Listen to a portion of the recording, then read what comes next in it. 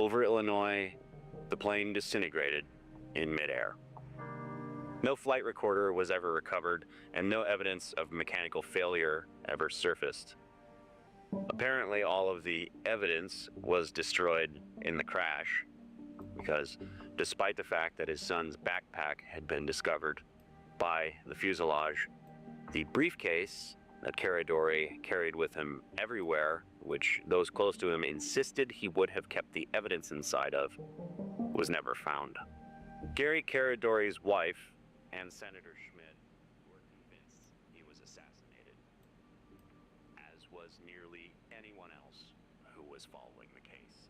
The day after the plane crash, the FBI raided Caradori's office with subpoenas for all of the evidence that he had collected.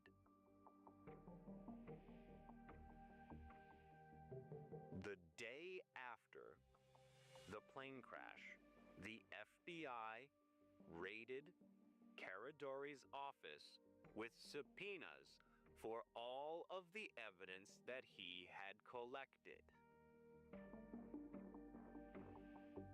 The day after, the committee hired former director of the CIA, William Colby, to investigate the accident. Colby had been in a bit of hot water in the past for kind of letting the veil slide a bit on some of the things the CIA was up to. And allegedly, he warned Senator Schmidt to be careful what he looked into. He found no wrongdoing, because of course he didn't. Shortly after Caradori's death, both Troy Boner Check one, and check Danny two. King recanted everything that they had said for no reason whatsoever. Gonna get this audio right first. They claimed that Alicia Owen had told them to make it all up. The Franklin Committee was dissolved and a federal grand jury was convened. Despite the mounting evidence, reports from multiple victims, credit union reports, ties to Boys Town in D.C., the jury concluded that it was all a hoax, that the victims were lying. It was simple. No trafficking had occurred. None of the accused were ever convicted of abuse. There were only 2 convictions made by the jury. One to Lawrence King Jr. for the financial crimes he had committed. He was sentenced to 15 years in prison. And the other to Alicia Owens, one of the accusers. She was also sentenced to 15 years in prison, but she was convicted of perjury for refusing to recant her statements that she had made previously. She was called a liar and a perjurer, and sentenced to 15 years in prison, despite the fact that none of her claims were ever disproven. Was Alicia Owens imprisoned to serve as a warning to any others who dared step forward? I don't know, but check this out. Bill Baker was a restaurant owner. He knew King and was allegedly partnered with him in his pornography operations. He was found dead with a gunshot wound to the back of the head. Sean Boner, the brother of Troy Boner, obviously, was found dead in 1991 with a gunshot wound to the head. Aaron Owen, Alicia Owen's brother, was found hanging from a ventilator in his prison cell in 1990. Claire Howard, Alan Baer's personal secretary, who had access to all of his personal schedules related to his visits with King Jr., mysteriously died in her sleep in 1991. Dan Ryan, an associate of King's, was found suffocated in his vehicle. Charlie Rogers, another associate of King's, was found shot in the head. Joe Malek, another associate of King's, was found with a gunshot wound to the head. Curtis Tucker, yet another associate of King's, was found. No, he was either thrown or jumped out of the window of a Holiday Inn. Harmon Tucker, a man who ran several vocationary schools in the Omaha area, was reported missing in 1989, and his body was found roughly 1,000 miles away with a gunshot wound to the head near a hunting property frequented by Anderson. And William Colby, the former CIA director who was hired by the committee to investigate the plane crash, well, One day he decided to go out on a solo canoe trip, and his body was found days later. Troy Boner, who earlier had recanted his story, attempted to reverse his recantation. He died in a hospital waiting room, allegedly screaming about being followed. What if it's all true?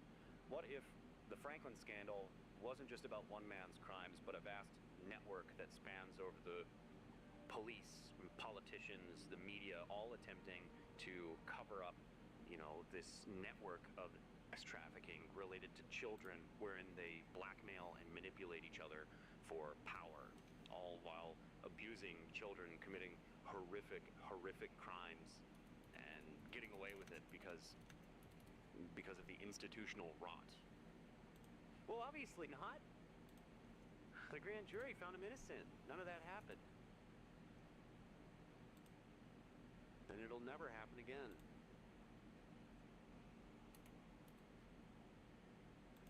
As always, I've been King Trout. I'll see you when I see you. I need a fucking beer.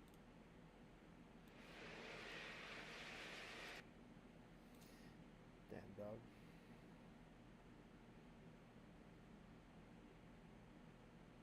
Yep. September 1984, the Dalles, Oregon, a quiet community on the Columbia River where not much happens aside from the occasional bake sale or local election, until 1 week, 700 people began violently vomiting after they ate their lunch. Hospitals overflowed. Health officials began to panic, and somewhere in a fortified desert commune 20 miles away, red-robed cultists were taking note. Awesome. This wasn't a bad batch of ranch dressing or a classic case of poopy fingies. No, this was the first and only bioterrorist attack by a cult in the history of the United States. And these cultists, they weren't jihadis. Nobody thought they were the second coming of Christ. There was no Kool-Aid, which was technically Flavor Aid. Jim Jones didn't even spot the extra 20 cents per packet on Kool-Aid, name brand Kool-Aid. He bought Flavor Aid. Fun factoid of the day. Fun factoid. And nobody thought you had to wear matching Nikes in order to be taken up in the spaceship that was hiding behind Haley's Comet. No! These cultists were much, much worse. They were filthy hippies. I'm King Trout, and I put on cologne before I record these videos, despite the fact that I'm well aware you can't smell me. It all started with one man in India wearing a robe saying, and despite how much I really want to do the voice, I'm not going to do the voice. One man in India wearing a robe saying, buy more things, have more sex, be free. That man's name was Bhagwan Sri Rajneesh, and in the 1970s he set up shop in Pune, India. I am almost positive I have pronounced, at the very least one, if not all of those words wrong. You guys know how I am with pronouncing words, especially when they're not English. Diana had been chased all summer long, from Saint-Tropez to London, now to Paris. Saint-Tropez. Saint-Tropez. Either way, he blended a unique combination of Eastern mysticism with Western consumerism. It was spirituality for the spiritually exhausted. That's a lot of air quotes. No guilt, no gods. Screaming, dancing, weeping. It's part yoga, part rave, and part pyramid scheme. His followers, called sannyasins, came from all around the globe. The US, Germany, Australia, and beyond. Teachers, engineers, doctors. These people weren't necessarily idiots. They were just looking for something different. But as with all good things, and cults, they eventually ran into some government red tape. Rajneesh hit a wall in India with tax laws, immigration issues, and public protest. So he and his followers looked west. They landed on Wasco County, Oregon. Rural, underpopulated, and legally pliable. It seemed perfect. They bought the Big Muddy Ranch, 64,000 acres of high desert, and they renamed it Rajneeshpuram. And they got to work. They built roads, homes, dams, a fire department, a police station, a bank, and even an airstrip. Within 2 years, they had a functioning city-state, all clad in maroon. And at the heart of it all, silent and motionless, was the guru. Yes, silent. He had taken a vow of silence and refused to speak for years. So, somebody had to speak for him. Enter Ma Anand Sheila. She was young, fiery, and terrifyingly competent. She was Rajneesh's personal secretary, spiritual daughter, and unofficial Unofficially, she was the dictator of Rajneeshpuram. Sheila wasn't playing little guru games. No, no, no. She was playing chess. She coordinated logistics, construction, legal battles, and public messaging for the cult. And when the locals pushed back, she didn't try to calm them down. She taunted them. She went on TV and called public officials pigs, bigots, and middle-class nobodies. Sounds like she's describing me, except she said middle class instead of lower middle class. I actually don't know where the cutoff is financially. It might just be lower class. But I digress. Sheila wasn't running a commune. She was running PSYOPs with a press badge. Rajneeshpuram's nearest neighbor was a microscopic town called Antelope. Population, like 60-ish. Mood, suspicious. The Rajneeshis began to move in. They were buying homes, opening businesses, and registering to vote. Then, they won control of the city council. Having done so, they renamed the town of Antelope to Rajneesh. Oh, give me a home where the buffalo roam, where the deer in the Rajneesh play. So fucking stupid. This was right about the time the state of Oregon noticed something kind of odd was going on. But by the time lawyers started drafting up zoning laws, the Rajneeshis were already swearing in their own cops. What was daily life like within Rajneeshpuram? Well, it depended on your rank. If you were in Sheila's inner circle, it was a life of relative luxury. Access to the guru, clean clothes, and air conditioning. If you were a worker, farming, building, or driving buses, you lived in cramped tents or dorms. If you were a woman, you were encouraged to participate in free love sessions, sometimes with the guru himself. Because what kind of a cult would it be if the guy in charge wasn't fucking everybody?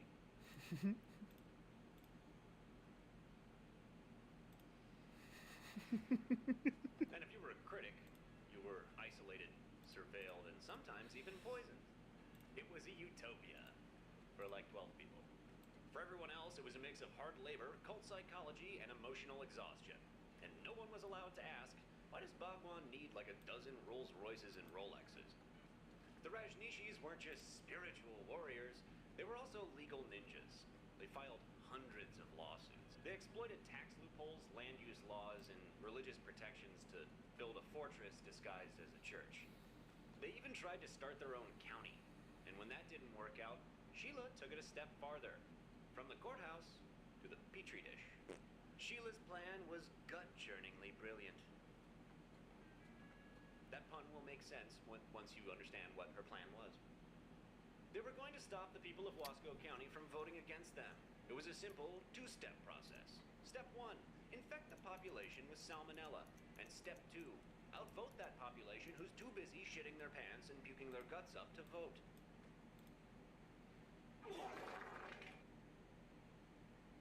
To do this, they built a secret laboratory and brought in a licensed microbiologist who was a devout follower of the cult. They cultured pathogens and tested them internally. Once they found them to be successful, they went into town. They attacked 10 restaurants in the town of Dalles, Oregon, and contaminated salad bars, utensils, and bathroom handles. The result? 751 sick, 45 hospitalized. Thankfully, 0 deaths, but a town terrified. No arrests were made. Until much later, we'll get to that, but at the time, no arrests were made. Sheila was becoming an teensy bit paranoid. She had the cultists stockpile weapons and even had them build a gas chamber, which they tested out on members of the cult who got a little too lippy. But that wasn't their only crime. Sheila and her team began bugging every phone on the compound, poisoning fellow members with haloperidol, drugging homeless who they had bussed in as voters. No comment on that one. They plotted multiple assassinations, including the U.S. Attorney for Oregon. They also drafted blueprints for gas attacks, explored using botulinum toxin, and practiced using aerosol dispersal systems. Hell of a free love hippie cult, huh? God, I fucking hate hippies. Eventually, Bhagwan turned on Sheila. Maybe it was fear, maybe he thought the walls were closing in, or maybe he didn't want to share credit for the terrorist organization that they had incidentally created. I don't know, could have been any of those things. He held a press conference, he broke his silence, and he essentially went, "I didn't do fucking shit." She fled to West Germany. Shortly after, Bhagwan was arrested for immigration fraud. The FBI raided the ranch and found everything: tapes, lab cultures, weapons. Sheila was captured in West Germany, extradited, tried, and sentenced to 20 years in prison, of which, thankfully, she served 39 whole months. And Bhagwan, well, he was deported to India. He changed his name to Osho, and 5 years later, he was dead. And afterwards, he became an icon. Today, the ranch is a Christian youth camp. The commune is gone, the airstrip abandoned, and the salad bars are restocked. But the Osho brand lives on. His books are in bookstores, his quotes go viral on Instagram, and some of his teachings are embedded in corporate wellness retreats. Oprah has recommended his books before. I'm not fucking joking. The same guy who's cold gassed people, poisoned an entire town, and attempted to take over an entire county is now a self-help influencer. I mean, a dead one, but the point still stands. And Sheila? Well, she currently runs 2 nursing homes in Switzerland. I have absolutely no idea what you'll do with that information, but I found it interesting that a convicted bioterrorist runs a couple of nursing homes in Switzerland. So I guess if you're watching this in Switzerland, thinking about maybe that's crazy. Maybe look into that. Find one that isn't run by a convicted bioterrorist. But you do what you like. No. We remember Jonestown, we remember Heaven's Gate, but we forget Rajneeshpuram. Why? Perhaps because Rajneeshpuram is a dumbass name, or perhaps it's a different reason. Perhaps it's because they don't fit the standard narrative. They were calm. They were smiling. They said namaste before committing acts of domestic terrorism. And the scariest part? They almost got away with it.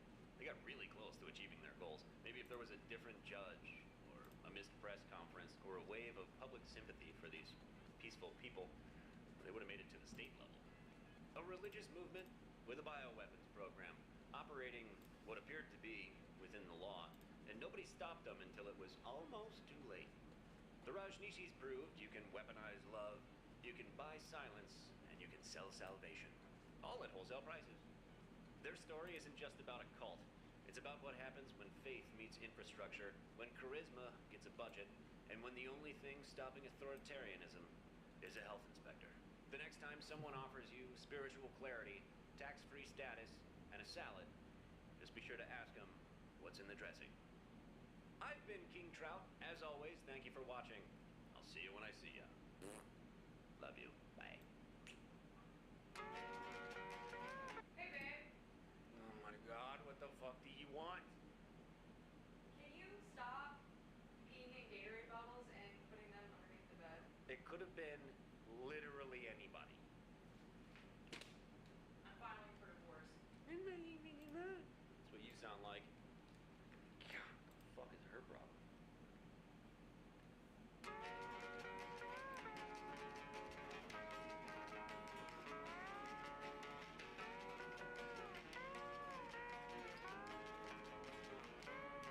Biscuit Trout!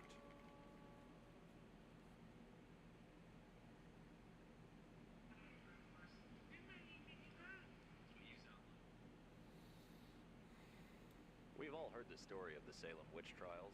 Neighbors accusing neighbors of witchcraft, mass hysteria. If you're an American, you probably learned about it in school. Maybe you read The Crucible. What if there was more to the story? A darker, more conspiratorial side. I'm King Trout.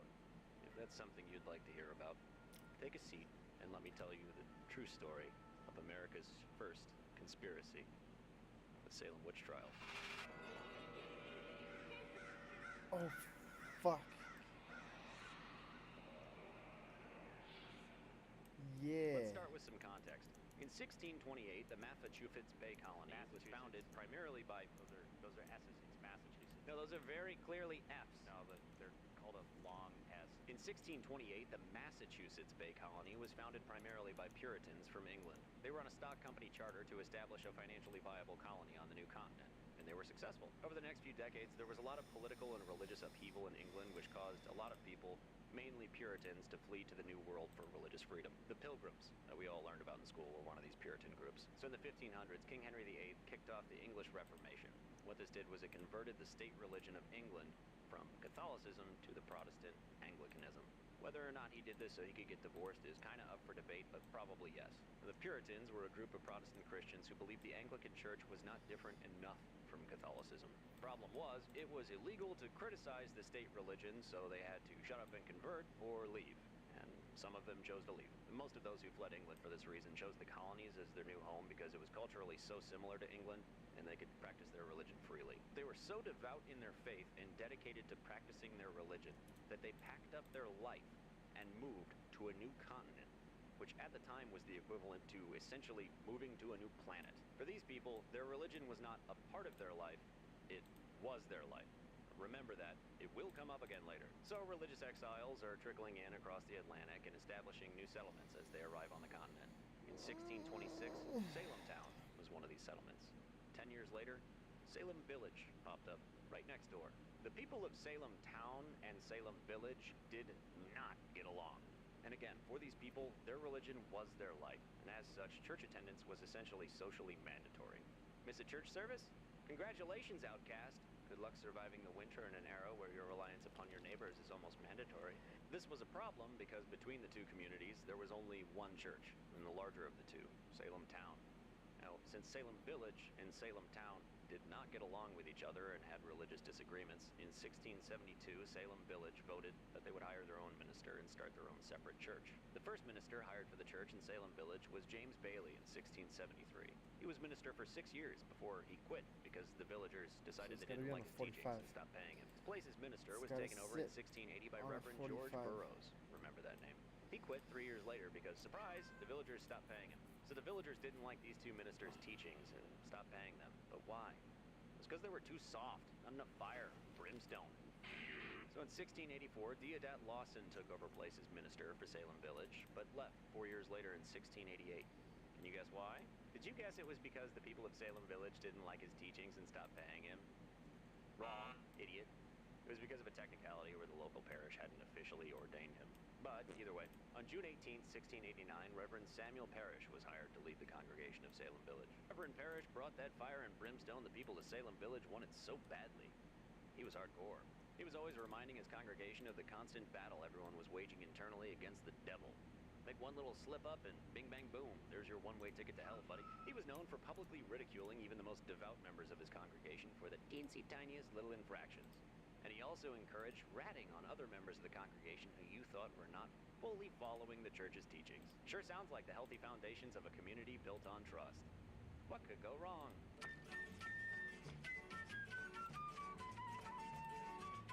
But some people in Salem Village thought this way of living kind of sucked. And so 2 years after he was taken on as minister, on October 16th, 1691, the people of Salem Village got together and decided they were going to stop paying his wages and kick his ass out of town. It was kind of their thing. Uh-oh. Have I been calling him Parrish? Parrish. His name was Paris. Samuel Paris, like the city in France.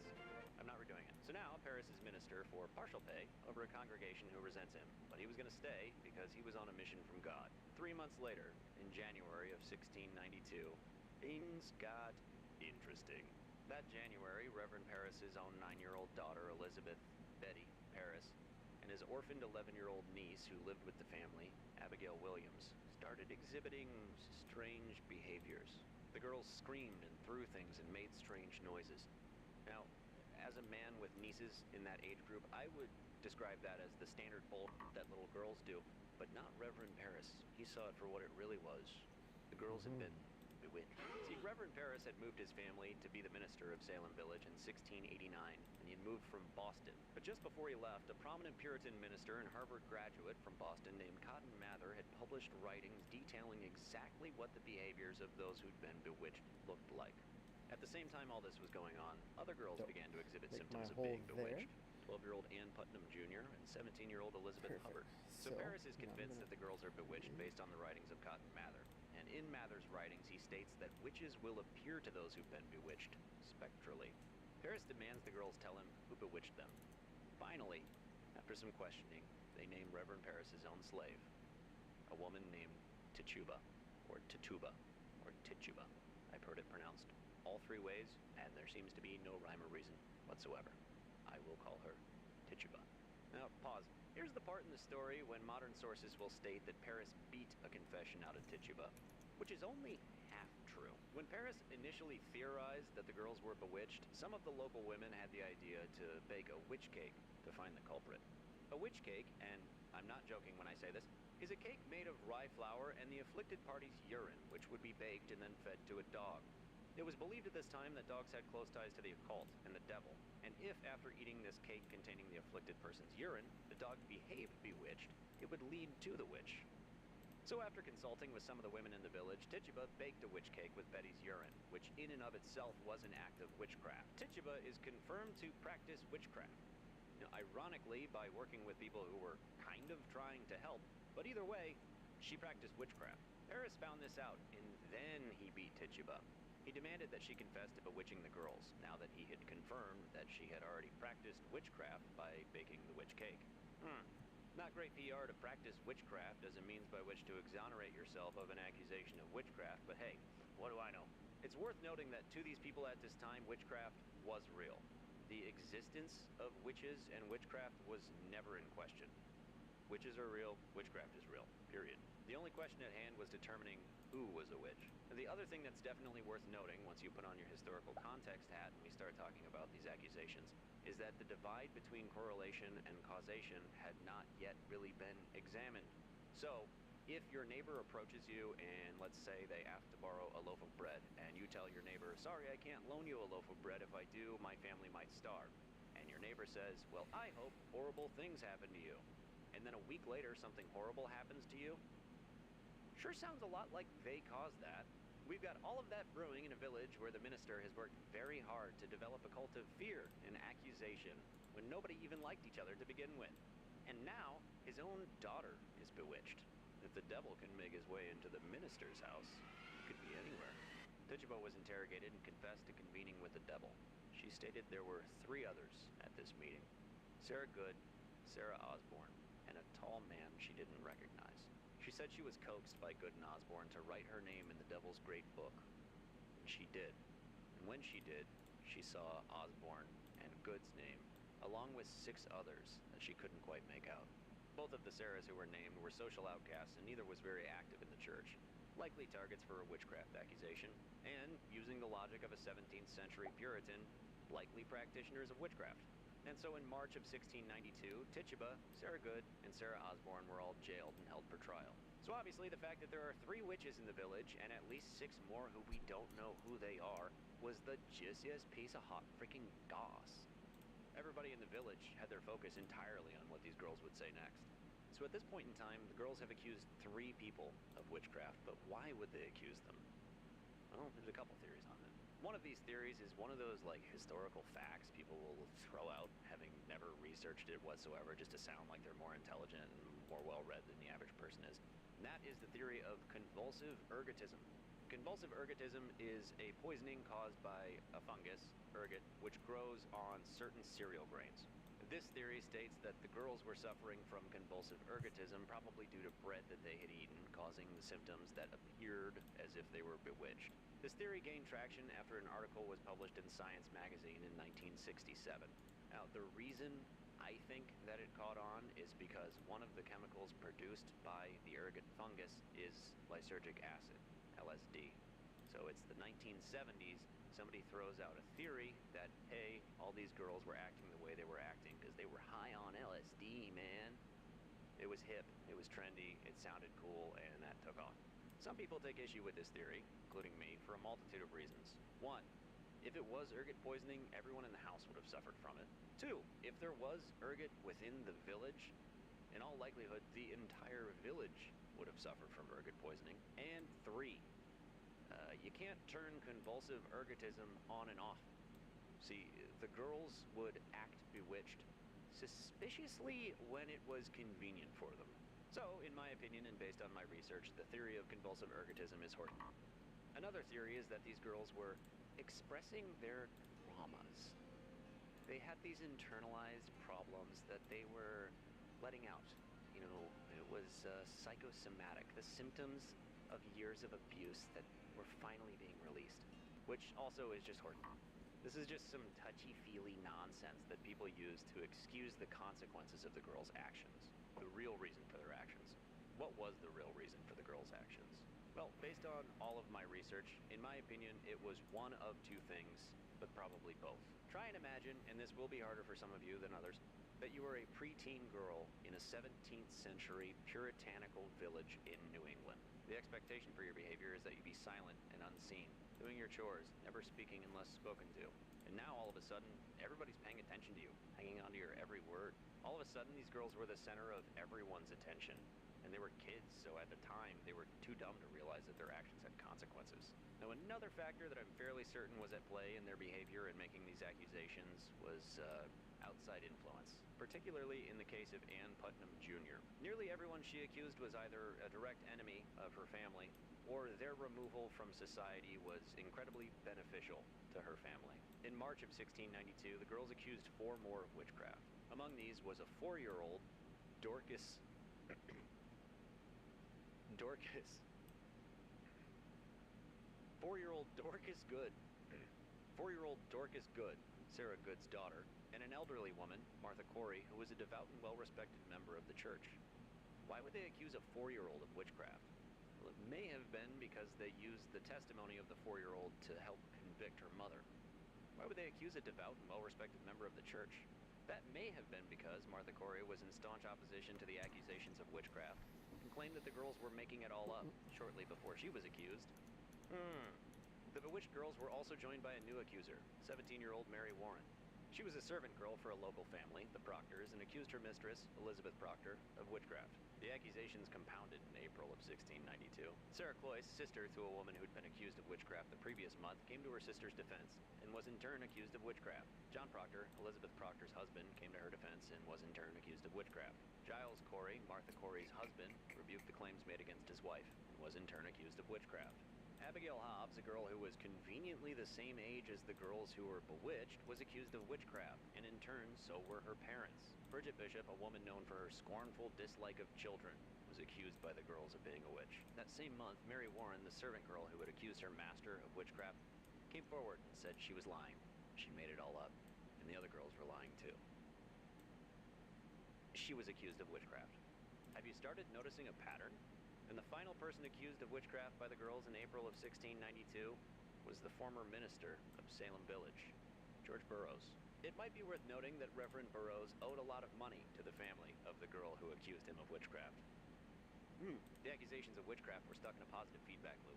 The girls would accuse somebody who'd inconvenienced them or their family or they didn't like, or who had called them a liar, and then someone would step up to defend that person, and they would be accused of being a witch, and the cycle would continue. In February, when it all started, there were 3 accusations of witchcraft. In March, 5. And by April, 23. People who were accused would be taken in for questioning, generally at hearings that were public, so it was a spectacle for the village, and the girls got to put on a show. Well, it was determined that there were 2 ways to get a conviction of witchcraft. Either A, the accused confesses to practicing witchcraft, or B, there are 2 eyewitnesses to the accused practicing witchcraft. Remember earlier when I mentioned that the writings of Cotton Mather that Paris had read stated that witches could appear to the afflicted spectrally? The courts decided to accept spectral evidence. And what this meant was all it took for someone to be found guilty of witchcraft was for 2 people, let's say, hypothetically, I don't know, 2 young girls, to say that they were witnessing spectral visions as performed by the accused. The girls would make an accusation at whoever they wanted. It would be taken to court. They'd back it up with their bold spectral visions. That'd be seen as enough for a guilty charge. And if anybody questioned it, they'd accuse them. The cycle repeats. While all of this was happening in New England, back in Old England, there was yet another royal upheaval, new king. I'm not going to get into the technicalities because it's English history, so who cares? But long story short, there was a slight lapse in the provincial government because there was a change in kings. The new king had appointed a new governor for Massachusetts. The man chosen by the new king to be the governor was William Phips. He was chosen by the king at the personal recommendation of the president of Harvard at the time, Increase Mather. Increase Mather was the father of Cotton Mather, the man who had published the writings on the behavior of the bewitched and spectral visions. Yes, that's right. A man named Increase had a son, and he named him Cotton. But that's beside the point. In all likelihood, Phipp was chosen by Mather to be something of a puppet. Phipp had essentially no experience in politics. Really, the only thing he was known for was being a treasure hunter. He had discovered a sunken Spanish galleon and all the gold aboard, which is actually, that's cool as f***. Phipp had been in London with Increase Mather to receive the appointment, and the two returned to Boston, Massachusetts in 1692. Immediately after arriving in Massachusetts, Phipp became very interested in the witch trials, word of which was spreading around the colony. In the 3 short months leading up to his return from London, 31 people had already been accused of witchcraft in the small village. In May of 1692, the month of Phipp's return to Massachusetts, he created a court of oyer and terminer, which is some fancy-schmancy legal term that I'm not going to be bothered to look up. But essentially, he was creating a legitimate court to try these accused witches. Phipp appointed his deputy governor, William Stoughton, as chief justice of this court, as well as 8 others. The other 8 judges he appointed, whose names I can't be bothered to remember, were Samuel Sewell, Waite Winthrop, John Hawthorne, John Richards, Peter Sargent, Bartholomew Gedney, Thomas Danford, and Nathaniel Stollenstall. Phipp claimed he chose the 9 best suited for the job, which may have been the case, but in all likelihood, he probably received a little bit of hopeful suggestion. Of the 9 judges chosen, 5 of them attended Harvard, again, where Increase Mather was president, and 6 were related through marriage. It was now the tail end of May 1692, the court has been established, and in the meantime, 36 more people have been accused of witchcraft. But now that there's a court, legitimate trials can begin. Up till now, all the trials had been civil trials. It was more a court of public opinion type thing. People had been jailed, but no one was convicted of anything criminally, nor was anyone sentenced to anything. That was all about to change with the new court. On June 8th of that year, a law was brought back which allowed for the hangings of those convicted of witchcraft. Coincidentally, the first trial by this court occurred on June 8th. Bridget Bishop, a woman accused by the girls of witchcraft in April, had been found guilty of witchcraft based on the spectral evidence provided by the girls. She was sentenced to death. Just 2 days later, on June 10th, Bridget Bishop was hanged.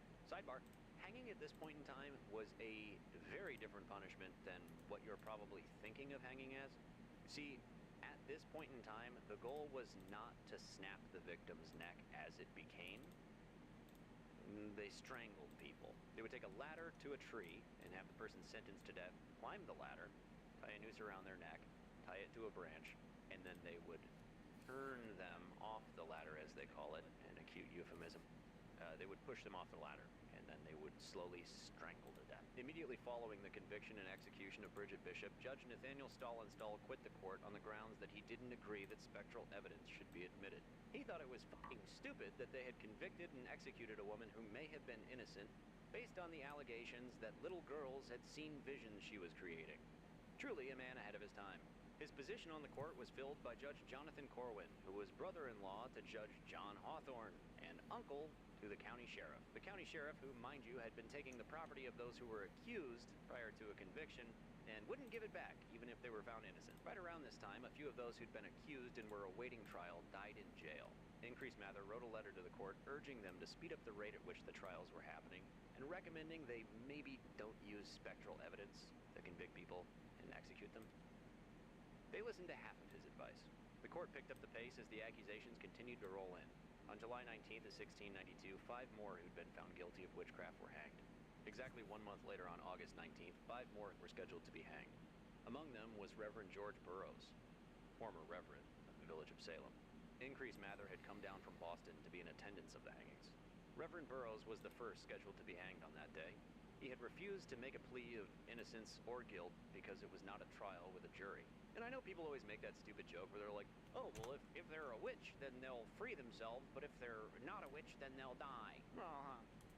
You have to put yourself in the historical context. So let's say, hypothetically, you're not a witch, and you've been accused by a bunch of little girls of being a witch, and you're put on trial, and they all pretend that they're seeing visions you're causing, which is grounds for you to be found guilty of witchcraft. You have 2 options at this point.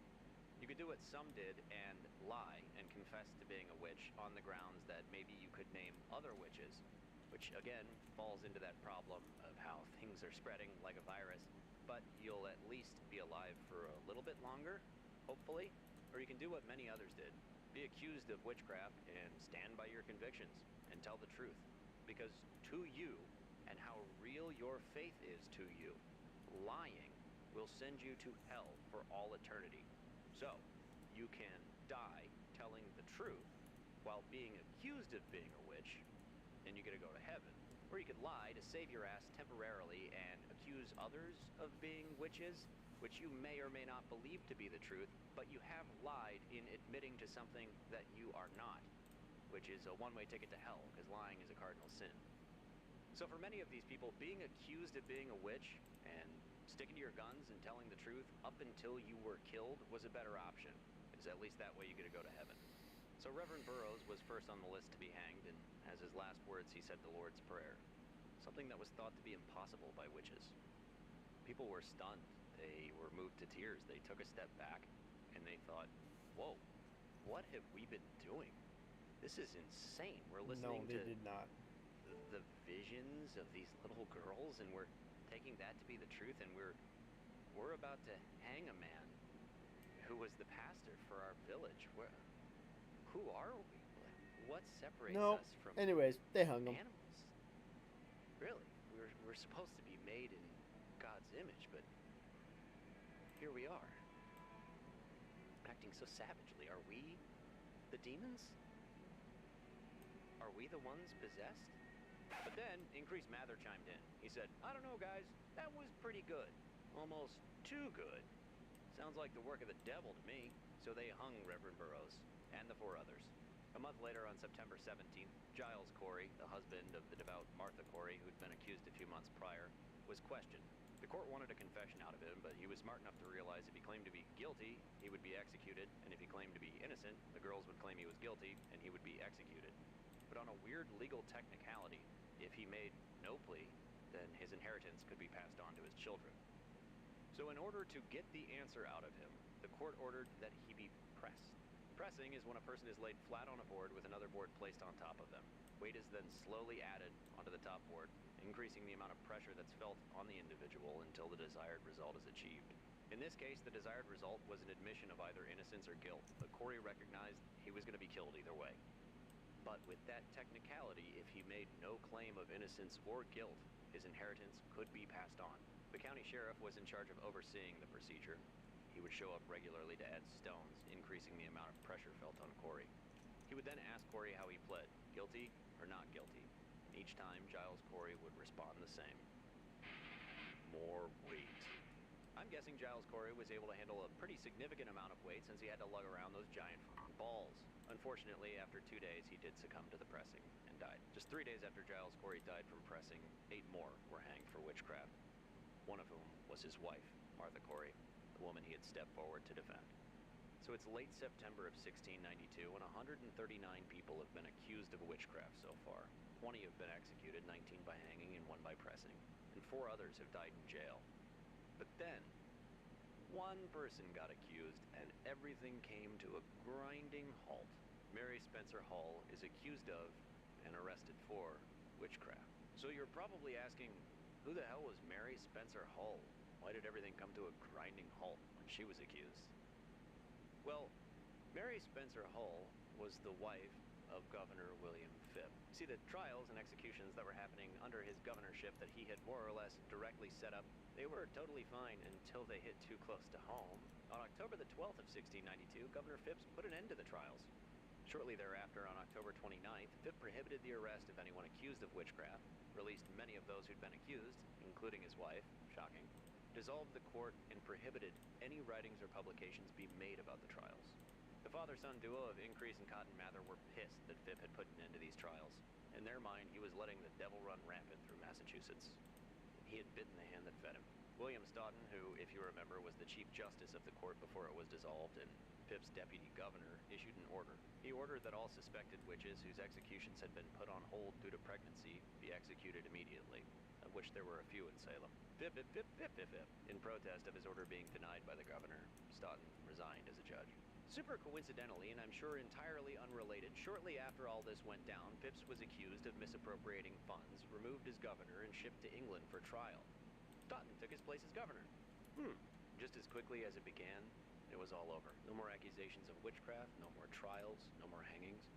Miraculously, all of the girls who'd been bewitched were instantaneously cured when it was illegal to accuse someone of witchcraft. Crazy how that works. It's almost like they just fucking made it all up. People took the ban on publishing anything speaking out against the trials seriously. Nobody said anything for 3 years until Thomas Mall tried his luck and wrote a booklet talking about the Massachusetts government's role in the trials and criticizing them, and for bravely speaking out about this miscarriage of justice. All of his books were seized and burned, and he was imprisoned for 12 months. A few years later, in 1702, the General Court found that the trials of 1692 were illegal, which isn't of much use to you if you're dead, but petitions were filed by those who'd been accused asking that their names be cleared, and shortly after they were. Some of them. In 1706, Ann Putnam Jr., now an adult, recognizing the consequences of her actions, publicly apologized for her role in the Salem witch trials. In 1711, the General Court passed a bill restoring the rights and good names of those who'd been accused. Some of the family members of those accused didn't want their names to be listed, though. As such, they weren't. Over 250 years later, in 1957, the legislature of Massachusetts apologized for the events of 1692. This apology was amended in 2001 to exonerate those who had not been specifically named. On October 31st, 2001. Get it? Halloween. It's cute, right? Publicly apologizing for executing people who were wrongfully accused of witchcraft, but it's gotta be on Halloween because that's cute. So here we are, 330 years later, looking back. What can we learn from the Salem witch trials? Obviously, innocence until you're proven guilty is incredibly important, and knowing that someone is guilty of a crime beyond a shadow of a doubt before they're convicted is incredibly important. As Cotton Mather eventually said, it's better that 100 witches go free than one innocent person be executed as a witch. And also, don't trust the belief in someone's innocence or guilt on a bunch of bullshit made up by little girls. What the fuck? But these little girls killed 20 fucking people. Look, it's directly their fault. I mean, there were other people involved, but those people are dead because of those little girls. And finally, will it happen again, or have we learned our lesson? Well, I mean, we probably won't, like, literally accuse each other of being witches, but of course it'll happen again. It's literally a turn of phrase now to say that somebody's on a witch hunt when they're doing exactly this shit, because it happens so often that we just put it in the dictionary. We're never going to learn our lesson. We're human beings. This is the type of we do all the time. All the time. But either way, I hope you enjoyed that. You've made it all the way to the end. Again, I've been King Trout. Thank you for watching. Thank you for listening. You can find me on kingtroutcomedy.com. Like, share, comment, subscribe. It helps the algorithm. I could be the guy who's, like, too cool for that. It's like, oh, you're going to do what you're going to do. No, it genuinely is truly helpful to me. So, I'm on TikTok, Instagram. Again, kingtroutcomedy.com. I'll link everywhere, whatever.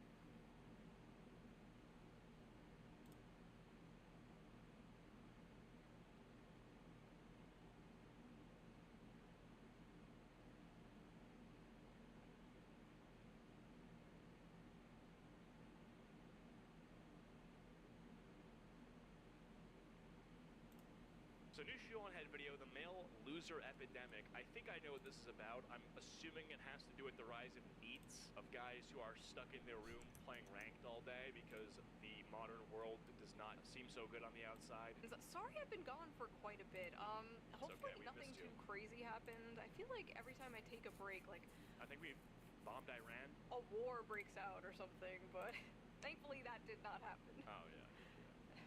But at least we found out the real Epstein files were the friends we made along the way. Yeah. Welcome back to the Shoe on Head. What's up with Charlie Kirk saying he's moving on from discussing the Epstein files and he's trusting the government to release it? Hey, Charlie, I don't think the government's gonna do that. Why would they release documents that would incriminate themselves? Interesting. FBI investigated themselves and found no wrongdoing. Wow, we're shocked.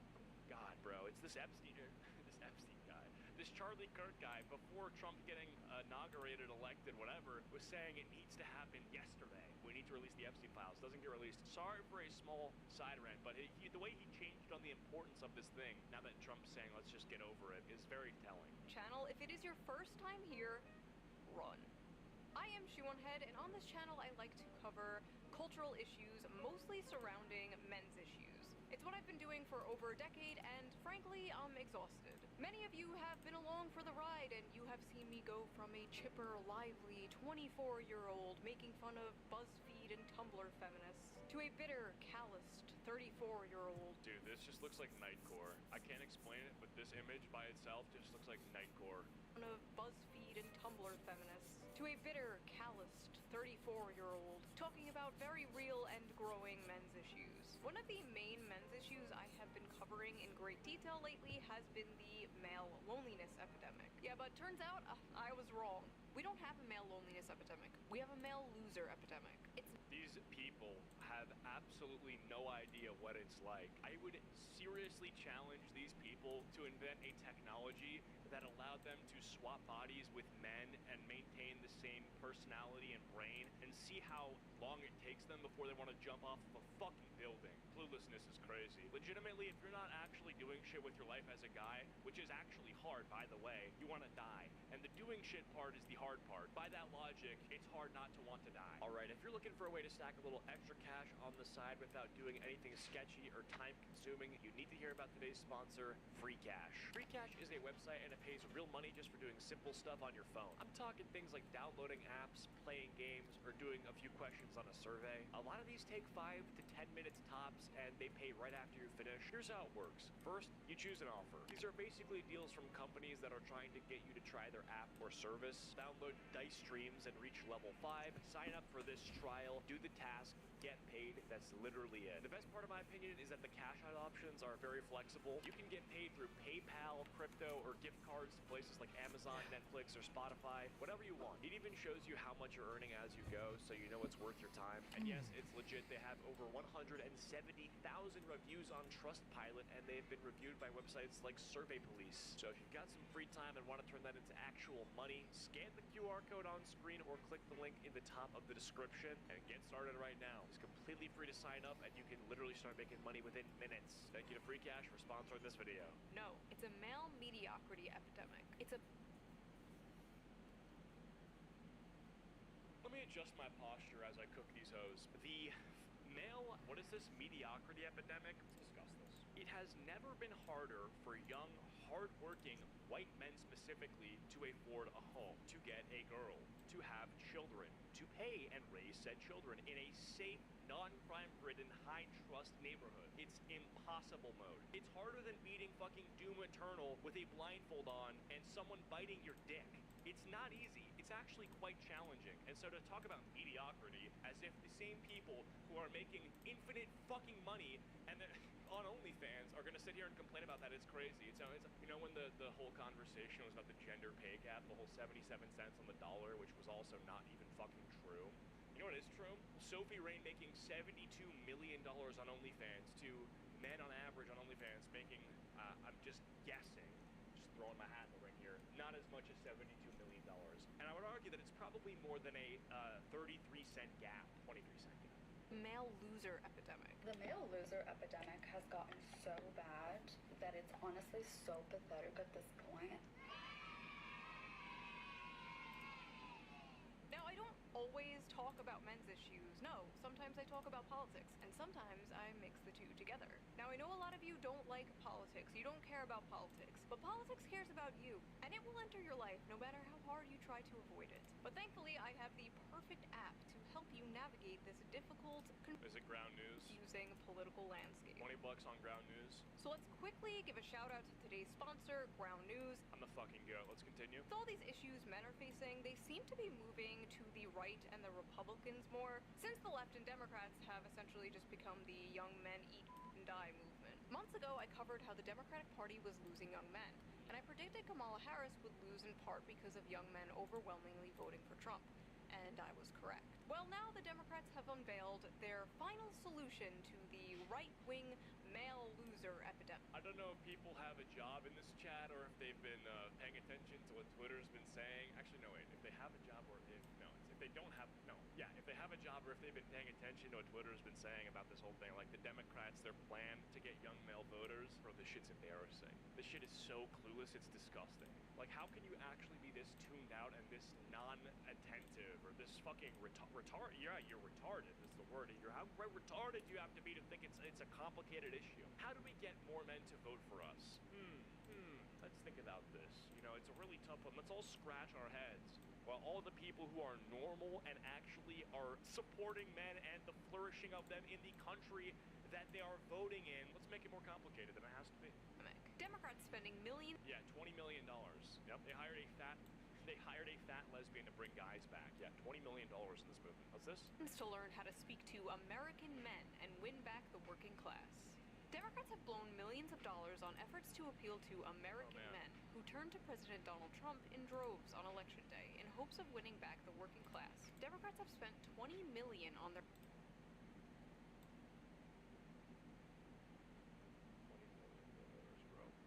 $20 million. How do you waste $20 million? Where is this going? Who are you giving money to? If that $20 million is, if any penny of that is being given to a woman, you've already fucked it up. Their efforts, with donors and strategists holing up in luxury hotel rooms, brainstorming how to convince working class men to return to the party. Ah yes, nothing more relatable to working class men than luxury hotel rooms. Great job, guys. I mean, I don't really care about the luxury hotel rooms. I care about who's in it. The plan? Codename Sam, or Speaking. But yeah, I mean, think about how Asmongold's blown up. Like, this dude lives in a shit-ridden apartment now. He lives in a trash-ridden house, and he gained, like, he was the eighth most searched person on the fucking internet, and he was probably part of why Trump got elected. I mean, maybe that's not a stretch. Maybe it is a stretch, but he blew up on his political coverage. I mean, getting 1 million views each video, at a certain point, you can't deny the fact that he had some effect. With American men, a strategic plan. Promises to use the funds to study the syntax, language, and content that gains attention and virality in these spaces. The effort also recommends Democrats buy advertisement in video games, among other things. The Democrat Party is treating young men like exotic animals they're studying. Now, as you can see here, is the young man in his well, I mean, I'm the goat. I'm the goat. Natural habitat. In a dark, messy cave surrounded by Taco Bell wrappers and empty Mountain Dew bottles. Here is another young man. They're like, what if every time someone booted up COD, they had to get a non-skippable Tim Walz ad? They're like, that would be cool. As you can see, also dwelling in a dark cave. This one has dyed his hair blue to scare off potential predators. Unfortunately, it also scares off potential mates. But moving on, here is another young man. We think we're not quite sure about this one. We're still studying it. Listen, Democrats, instead of spending $20 million to do that, maybe you should, I don't know, actually listen to men. I listen to men for free all the time. All I have to do is read my comment section. Let's see here. Shoe on Head is a perfect example of why we need to Oh my god, she's not. Let's be nice to the queen here for a second, okay? Can we leave her alone, guys? Okay? She's not a perfect example of why we need to repeal the 19th. She's a perfect example of why the 19th needs to be, I don't know, mentioned in the national anthem. Greetings from Albania. I hate women so much it's unreal. Ooh, shoo, mommy, milkies, milkies, milkies, mommy, mom. This comment section is full of the brightest minds, okay? These people, and I love how she did the decency of fucking censoring these people's names, because you know whenever someone's got the classic C or the classic R, just some letter as their profile picture, it's because they don't have one and their username is their legal name. Mommy. Like, this guy's name is definitely Christopher. One time. Fucking Christopher, bro. And this guy's name is Zach. I got my penis stuck in a soda bottle. Okay, on second thought. That's definitely a live internet theory. Maybe my comment section is not the best source. Since Trump scored big with young male voters last election, Democrats are spending $20 million to learn how to speak their language. I think it's... You are the reason why. Like, this bitch is like, this is one of the hosts on The View, and we're gonna listen to these hoes speak about how young men are gonna behave due to Democrat messaging. Shut up, bitch. It's a waste of money. Maybe these guys should spend It's a waste of their money on teaching men to not be such sexists. Maybe that's gonna get you votes. I'm voting for you. Because instead of actually trying...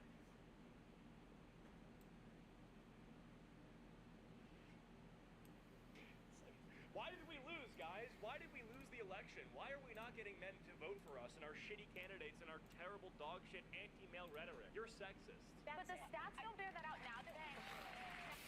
Look at what young women have to choose from. The pickings are slim. Yes, we might have a feminism problem in America, but it's the feminization of men. There are a lot of young women out there that want to get married. They want to have kids. They want to have stable families. But there are a lot of young men out there who want to live in mama's basement. And these retards need to never be able to speak to the American public again. I honest to God think that anyone who discusses politics or the social environment like this has to be the most clueless cretin of all time. Like, there's no way that you seriously think that like 30 or something-year-old men are really dreaming to live in their mom's basement forever, if you think that that's where everyone wants to be, you are a retard, and you're not even worth being taken seriously, okay? Like, oh, the feminization of men is why we can't afford homes. It's because men and the xenoestrogens in the protein milk are causing male to grow breast tissue, and that's why they can't buy houses and cars, and why you want to commit suicide after buying a bottle of water at CVS, and that's because of the feminization of men. Order DoorDash. Oh. Oh, it's DoorDash. It's the DoorDash, guys. DoorDash the whole time. You thought that it had something to do with the fact that the economic policy that is suffocating the average American and neutering them in almost every single aspect, having to choose between going out with your family or someone you care about or your friends to experience life, or paying rent or living or paying for groceries. You think that that's a choice that people want to make? Or do you think, or is it really just because the feminization of men is that's what this is? Yeah, of course. Oh no. The very night I was sitting on my couch writing the script to my video about how the Democrats are spending $20 million to relate to young men, this came on my TV on Fox News. Tommy Lahren and Laura... Gambling, slurs, FPS games, Red Bull, jumping out of airplanes, backflips, punching drywall, pop punk and pop rock, PRs at the gym, smashing keyboards with your knee, and medium rare steak, camping. That's all you need. I mean, there you go. In Grimm's segment about stay-at-home sons, men who still live at home. Literally minutes after this aired, it went absolutely viral on Twitter for not good reasons. So we are going to unpack this piece by piece. Because even though everyone was mocking it and making fun of it, as far as I saw, nobody was really dissecting it and breaking down exactly why she was so egregiously wrong. So come join me in debunking the male loser epidemic. Because who else better equipped to talk about men's issues than two stupid blonde bimbos? Hold on. They're not just stupid, they're rich. Like, it's also a class issue. Like, you're literally, like, these people are... That's exactly what I was thinking. Multi-millionaires for just talking on the camera. Who else better equipped to talk about men's issues than two stupid blonde bimbos? Three stupid blonde bimbos. Sorry. I felt left out. Alright, let's go. Wait. I need my gamer fuel. See? I do drink it. That one's for you, Tectone. It's a major problem. And you know, Speaker Johnson has been talking about those maybe deadbeat folks that are on Medicaid, and maybe some of those folks are the stay-at-home sons. We don't know. But I'll tell you that... No, they're not. Yes, leave it to Gen Z to... Stay-at-home sons are the ones gutting the... Oh my god. Oh my god. It's the stay-at-home sons that are on unemployment, EBT, food stamps, and they're getting... Oh my god. Brand laziness and social awkwardness as something cutesy, like a stay-at-home Jarvis, pull up government benefit recipients by race. son. But Laura, I gotta tell you, this is also a big problem when it comes to, I think, declining birth rates, people not getting married and having children. You know, that's a big problem. They blame it on women. Well, look at what young women have to choose from. The pickings are slim. Yes, we might have a feminism problem in America, but it's the feminization of men. There are a lot of young women out there that want to get married. They want to have kids. They want to have stable families. But there are a lot of young men out there who want to live in mama's basement. And Yeah, that's me. That's me. That's what I want. I want to sit inside all day and ask Grok to generate an image of an anime waifu with Gogurt all over her face. That's my dream. Okay, I'm a loser. I'm exactly what you described, and I'm real, and we have a voice, and we are voters, and you should absolutely, date us. We should get a government-mandated girlfriend. That's how this should work. You see how retarded that sounds? You see how no one has ever uttered a word like that in their life? Because it's not true, okay? order DoorDash, and that's what... God, I fucking hate Fox News. I actually hate Fox News so much. Like, all MSM is so cancer. I used to actually legit think Fox News was like this base counterculture movement that was seriously pushing back against like the CNN, the woke mind virus. And then you actually take a minute and you tune in and view it as like someone who's not biased. And you're like, wait, these people are legitimately retarded. Like, they're so dumb. Why we have declining birth rates and... My dad watches Fox News all day, every day. Yeah, it's your dad. I mean, this is why Rupert Murdoch has... Is he a billionaire? How rich is Rupert Murdoch? I typed in R in the first thing that typed up. Actually, I'm not going to say that. Rupert Murdoch net worth. Yeah, $24 billion. Yeah, your dad and all of your boomer parents that are sitting in front of the TV getting hypnotized to want to fight wars in Israel and to want to send $10 billion to countries that no one knows where they are, what they actually do for us. Those are the kinds of people that are watching Fox News. A lot of other problems in society. It's time to go out, get a job, breathe the fresh air, meet people in real life. Let's just get back to basics. So first of all, this stay-at-home son thing is not a real thing. It was a random throwaway, self-deprecating joke some contestant on Jeopardy said.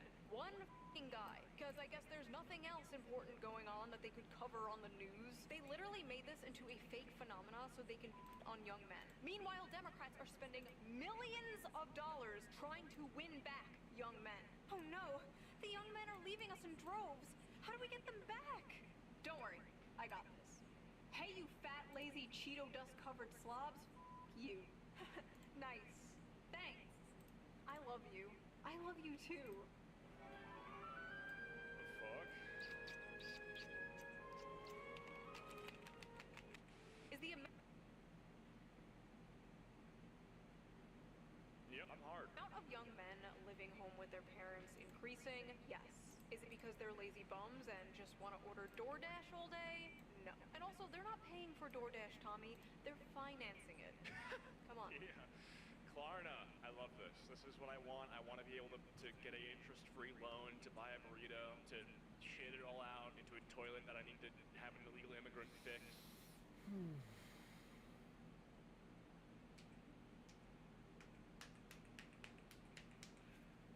Get with the times. There are a lot of young men out there who want to live in mama's basement and order DoorDash, and that's why we have declining birth rates. It's time to go out, get a job, breathe the fresh air. Have either of you tried applying for a job as a young man recently? Or tried buying a house on the salary of one of these young men? Have you experienced the dating market, been on the dating sites as a young man? No?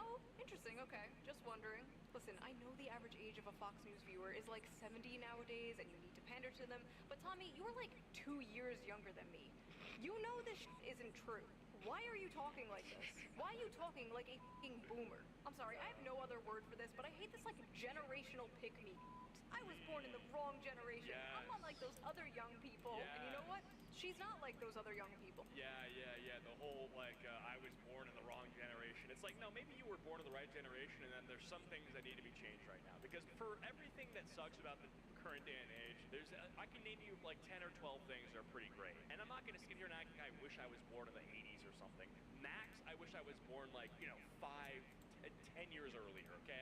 Anything past that, no thanks. Too much unfamiliarity. But the people that are going to be 24 getting on fucking television to pander to people that are fucking skeletons that had dinner with Jesus, talking about how, wow, your generation was so strong and awesome, and I want to be just like you, and my generation's a bunch of fucking faggots. Like, shut up, go back home, and then do your Snapchat streaks, okay? Because you're one of us at the end of the day. Not all young people can afford a nice nose job and lip filler and get a cushy job on Fox News. Yeah, exactly. Based entirely on merit, I'm sure. The main problem with this brain-dead, boomer-ass take is not only is it cringe, but it's completely divorced from reality. This slop is specifically designed for people who paid like $5 for a f***ing house. And listen, not all boomers, okay? My parents are boomers, they are lovely people. A lot of you guys are boomers, but when the baby boomer generation sends its people, it is not sending their best. They are not sending you. They're sending people who have lots of problems. They're bringing the housing crisis.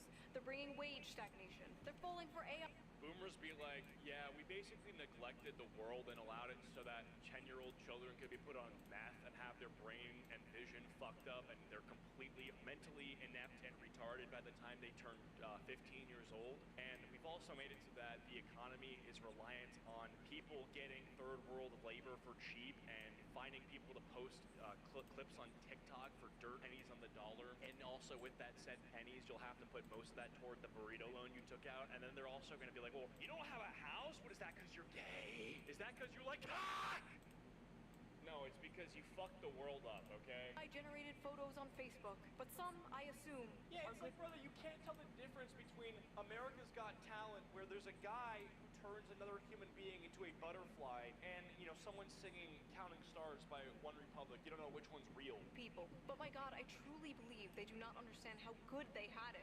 They could support a family on a single income. A single income from a job that didn't require a college degree. Their leaders didn't prostitute away their economic future for some cheap plastic shit from China. They inherited the greatest economy known to man, and they pretend it's a paradise that they earned. I just don't understand, like, why don't boomers and spiritual boomers like Tommy Lauren see people struggling and go, wow, I wish I could fix this. They should have it better than I had it. And you wonder why so many millennials and zoomers don't want kids.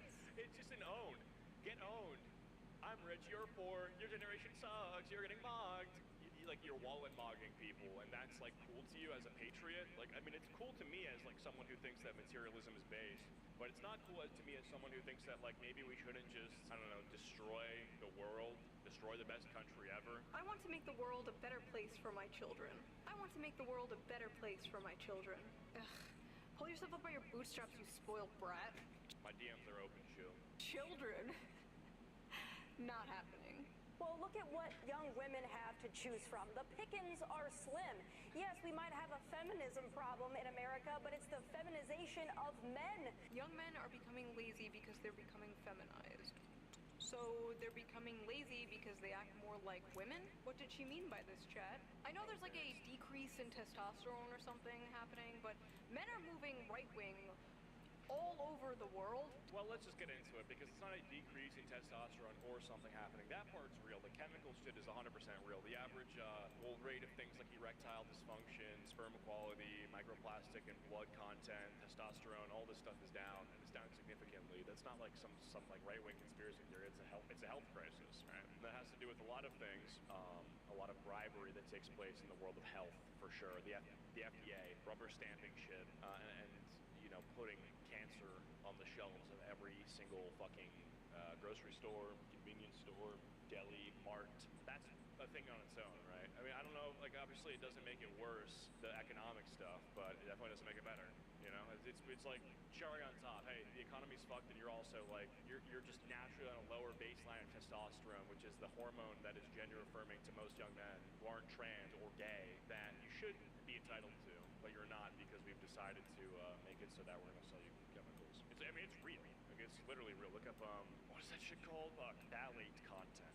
Does that correlate with the feminization, or, I mean, there are suspiciously a lot of far-right femboys, so maybe. But here's the thing, Tammy. There is absolutely no evidence that young women want to start families more than young men. None. In fact, all the data says the exact opposite. According to Pew Research, 64% of women younger than 50 say they just don't want to have children. No reason, they just don't want them. Versus 50% of men who say the same. Another study by Archbridge Institute shows the same. 63% of women without children said they have no desire to have a child, while only 50% of men said the same. For men, the most commonly cited factor was personal finance, but among women, the strongest reason not to have a child was their desire to maintain their personal independence. Basically, they don't want to give up their brunch and mimosas. They've been ass-blasted with propaganda their whole life, telling them their lives will be ruined, their bodies will be ruined, they'll never have fun again, they'll be miserable forever if they have children. And as someone who has had a children, best decision I've ever made. 10/10, highly recommend, would do it again. But yes, this idea that men are the ones primarily responsible for the low birth rates is laughable. We're laughing over here. But honestly, it's not really women or men's fault. There are a lot of factors that play into this. But Tommy, I really gotta ask, is it men or is it you? This is gonna be the summer of canceling boys. All of my friends are attractive. All of my friends are successful. All of my friends have something going on. Almost every single one of them have an issue with men. But if all of these women, including myself, are having issues, then I have to think, it might not be us. It might be you. It is not just the guys in Los Angeles, Nashville, Dallas, and they're not any better in the Midwest.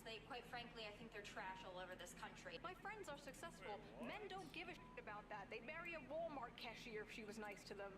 I think men between the ages of 20 and 30 are not ready in Why are we listening to this person? Who are you? most cases for marriage, are usually not ready to be husbands and fathers. That's a cultural.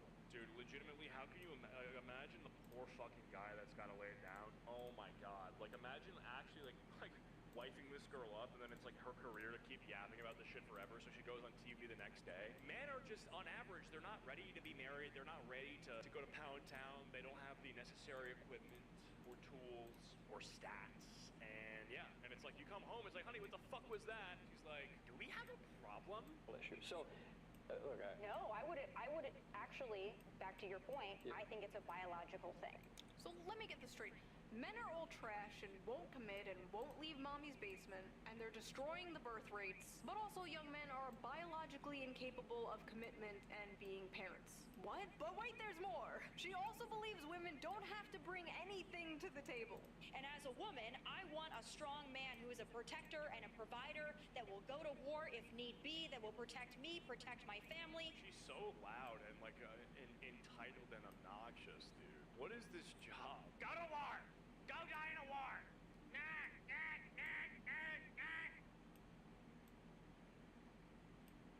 I would kill myself if I had to marry you. Make money, but I don't think a man needs to get something out of it to be a manly man, a protector and a provider.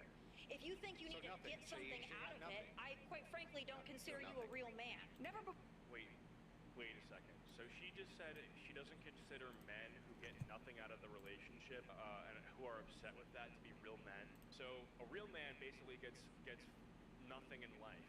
Okay. Before in history have women demanded so much and offered so little. So before we get deeper into this retarded, manufactured, stay-at-home son narrative, let's check the Facebook comments of this Fox News video, because I am really interested to see what, like, the typical Fox News viewer thinks about this. If the women are anything like these two, I can hardly blame the men for staying home and not wanting to date them. Blame, blame, blame. These two women have a combined age of 93 and they have 0 children between both of them. Is that true? You both have repugnant personality types, so listening to this was like male birth control to me. My goodness! Boomers are ruthless! Yeah, man. It's like, how different are you than the fucking pink-haired, whatever the fuck, average, liberal, leftist stereotype? If you're just saying the same things with a different sort of like, you know, like tone to it, you know? You're saying the same thing. You're like, men suck, we hate men, but it's like, oh, I'm based in trad when I say it. Like, no, you're saying the same exact shit. Oh man, we got the Nux in Norway. I was gonna raid him today. I was gonna, hopefully, he was gonna continue to go live and I was gonna bless him up with the raid this time, but it's the Jew that comes through with a massive raid. Much love, bro. Hey, thank you for the raid, guys. Love you, Nux. Love all you guys who come in here after the raid. Blue Man raid. Oh man, this is goated. Hey, I love you guys so much. Welcome to the stream if you're new. I redid my setup today. Let's just see something real quick. Bunch of sissies. I served 6 years, 2 years in Southeast Asia after Vietnam was over. When I was 18, rent was $450 and I could afford $450? My rent is $32.50. to get my own place. She's so spot on. Nothing screams. Wait, so what's the multiplier on that? That's almost like a 10x multiplier on the rent. Was $450 and I could afford to get my own place. She's so spot on. Nothing screams. Yeah, Nux, I saw that. She called you out in this video. Dude, that was hilarious when she's like, I don't know if this is a guy or what the fuck this is. I'm a loser, run from me, than a guy living at home. Can I be honest with you, Nux? That was my first impression of you as well. I'm like, what the fuck am I looking at? And truthfully, I think about that sometimes when I see other VTubers, when it's like so clearly some woman who is pandering to get gooners, right? You know, I'm not gonna name names, but you're in the space, you know who I'm talking about. And then you're looking at the fucking screen, and there's two giant sacks of milk that are using cutting-edge technology to motion track the chest that is nothing like what it is on the screen to manufacture bouncy movements. His parents' house with his 12-year-old boy's bedroom decor at age of 30. Thank God we raised our sons to be men who grew up, lived on their own, found their soulmate, got married, bought a beautiful home, and started a family. I was out the door at 18, worked on the assembly line at Dodge and in the Air Force at 19, never went back home. I can't relate to this. Yes, we know you people can't relate. We know. But the world has changed. Why can't you people get this through your heads? I will never let my sons stay home. I'm trying to push them out of the nest. Never. Hey, oh my God, Dad! I got shot! Can I please come in? No. That's feminization of men. Dad, I'm bleeding out on the porch. Open the door. Let me in. Never. I said never, I mean never. I said it on Facebook. I really gotta ask, is this an Anglo thing? Immediately kicking your kid out when they turn 18 years old? My Mediterranean mind cannot not comprehend that. Dude, yeah, all the fucking Spaniards, all the Italians, they've got like their dead grandmother who they don't even know died like in the kitchen. Hey ma, where's the pasta? Hey ma, you fucking dead? Like, what's up? It's always some like European culture, some other shit. It's not like like the WASP, this Anglo-Saxon kind of white person thing where, you know, I mean, I love that. I mean, when I have kids, my like literally like the corpse of my mother, respectfully, will be in my home until I'm gonna be like, nah, she's still awake. She's just sleeping. I'm gonna deny it forever. And honestly, why the fuck would a man leave home, leave his mother's cooking for a woman who probably can't cook? Not me though. Personally, I can cook amazing homemade meals. I'll have you know I am a great trad wife. Dude, why did I low-key just tear up the same kind of bag of dino nuggets like 10 minutes ago? Microwave? Bone apple tea. Now, unfortunately, Tommy Lauren wasn't the only one pushing this stupid, lazy young men go get a job bullshit. Mike Johnson did it, referencing 29-year-old men playing video games all day. Steve. Yo, shut the fuck up, bro. Again, like, I'm not gonna say who's taking the most government benefits, but if you think it's white boys playing Counter-Strike and not black women with 5 baby daddies, you're retarded. Job bullshit. Mike Johnson did it, referencing 29-year-old men playing video games all day. Steve Scalise did it with 35-year-old men playing video games all day. And just the other night, I saw this on my TV. Again. A Wall Street Journal headline got our attention. The new dream job for young men, stay-at-home son. It's a phrase that's taken off since 27-year-old Brendan Leo won $59,000 on Jeopardy. Now, he has a master's degree in political science, but he's unemployed. Grow up, get a job. Why did he say, but he's unemployed? Like it was the worst thing that's ever been said about someone. He's done all these things, but we regret to inform you he is unemployed. That is the coolest thing that I can hear about someone. Okay, if I hear that someone is, you know, he's kind of someone who I might get along with, that then they drop that at the end, but he's unemployed. That's my fucking brother. The moment I hear that someone is currently not working or that they're unemployed, I only imagine the fun shit that we can do all day. Run around, go jellyfishing, we can do ding-dong ditch, shoplift small amounts of candy, listen to music in a parked car with the engine on. There's just so much that you can do when you're unemployed. It's freedom. The ultimate freedom is unemployed. Listen to this, the dot, but he's unemployed. Been off since 27-year-old Brendan. Seriously, listen to this delivery. Listen to this shit. Leo won $59,000 on Jeopardy. Now, he has a master's degree in political science, but he's unemployed. Deep breath. But he's unemployed. Grow up, get a job, get a wife, build a family. Just get a wife, bro. Just get a job, bro. Oh, get a job?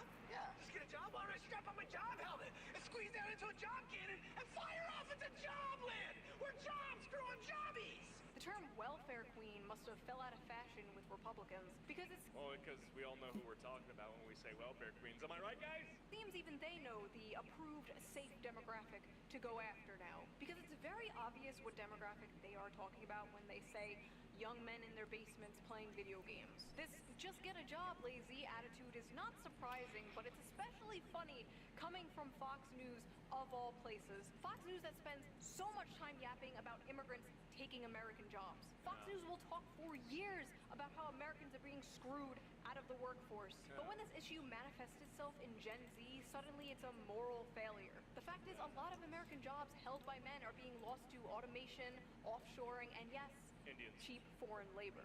Companies and billionaires would rather have cheap labor that they can essentially abuse, not pay fair wages to, just good little... Bro, my boy Ethan cannot get a job as a CS major with a 4.0 GPA because some guy named fucking like Jogpreet is gonna do the same job for cheaper.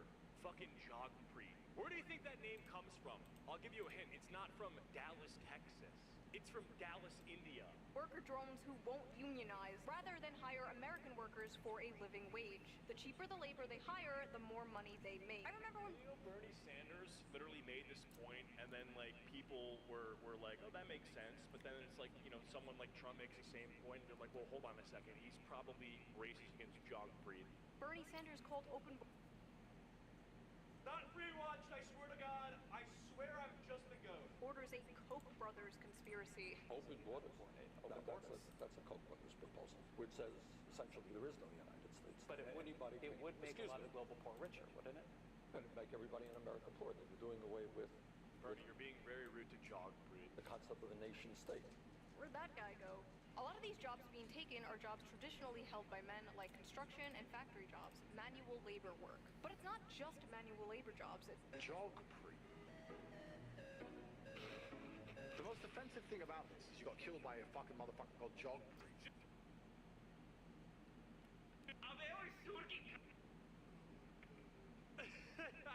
Geography.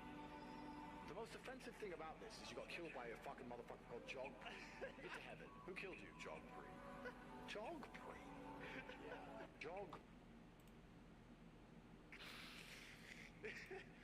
Jogpree. Jogpree when sprint pre. I don't know. Also the tech industry and business industry, which are careers also mainly held by men. There are many, many examples of this, such as Microsoft recently cutting thousands of American workers while requesting 14,000 more H-1B workers this year. Some of those job positions include data scientists, which are 70% men, software developers, which are 80% men, and electronic engineers, which are 90% men, and many more like that. Another example of this Now they're the same amount men, but they're all named Jogpree. was I'm sorry. where roughly 50,000 American employees were fired in April 2024, and many were replaced with H-1B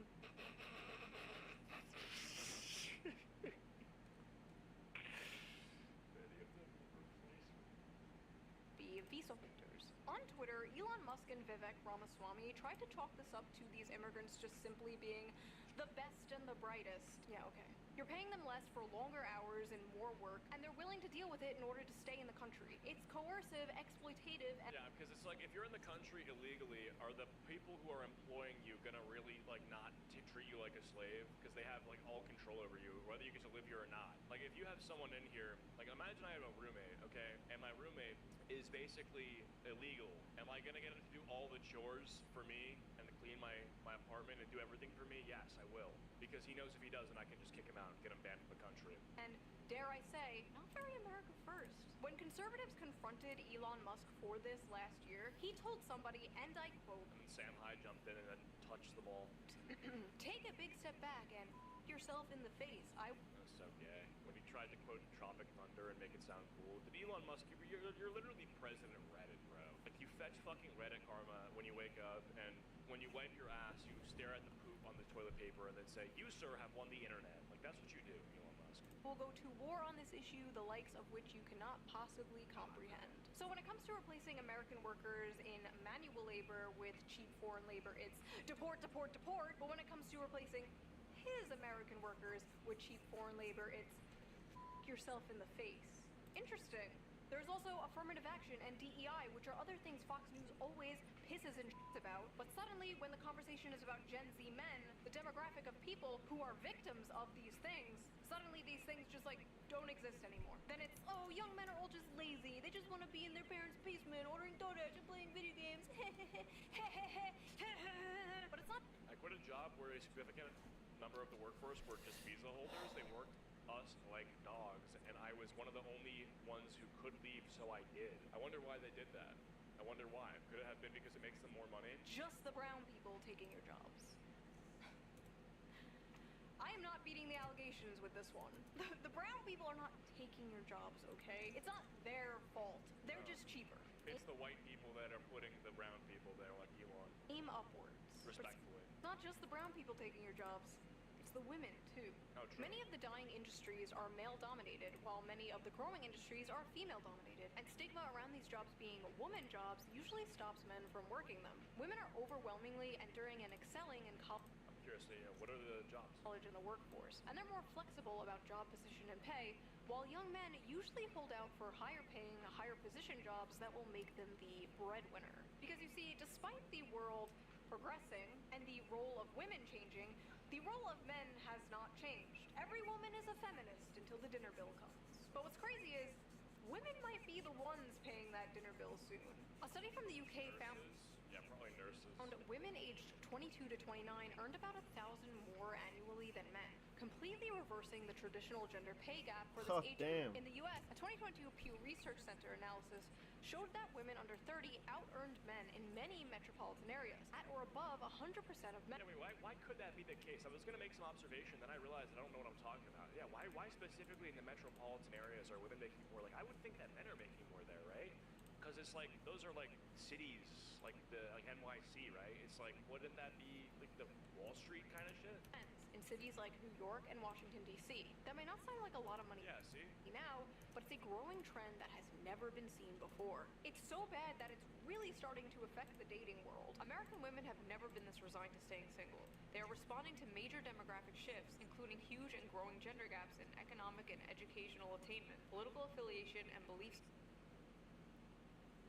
about what family should look like. More women than men are attending college, buying houses, and focusing on their friendships and careers over dating and marriage. The challenges of finding a romantic partner have been made more complicated by a growing divide in education and career prospects between men and women.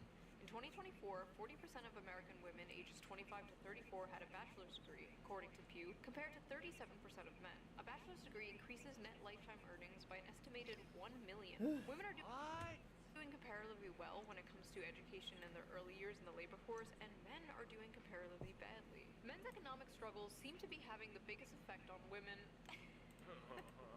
without a college degree, whose marriage rates by 45 have plummeted to 52% for those born between 1930.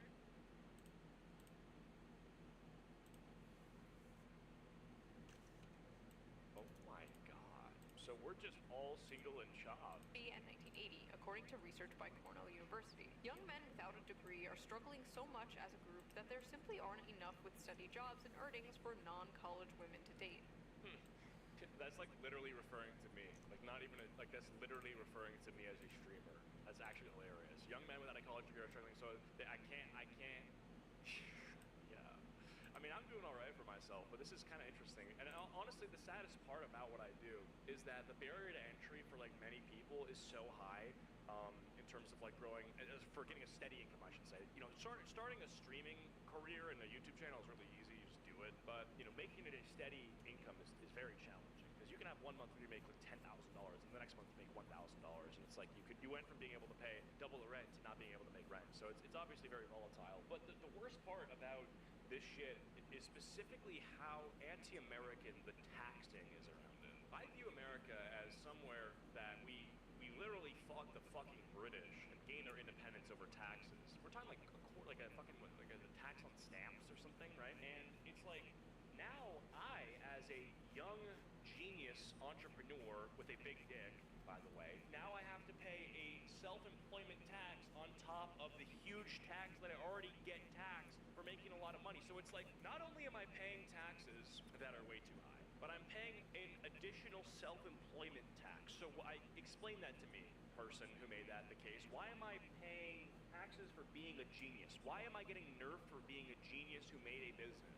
Like, I'm the smart fucking genius who gets rated by Nuxtaku on Kick.com and then posts his stream clips to YouTube and makes money. Why you're punishing me financially for being smart? I don't understand this. It's a 40% tax minimum in America as single. I'll just tell you, my first year of making YouTube videos, making money, I was 18 years old. I made my first year getting paid. All I'm gonna say is that I paid $36,000 in taxes as an 18-year-old. 18 years old.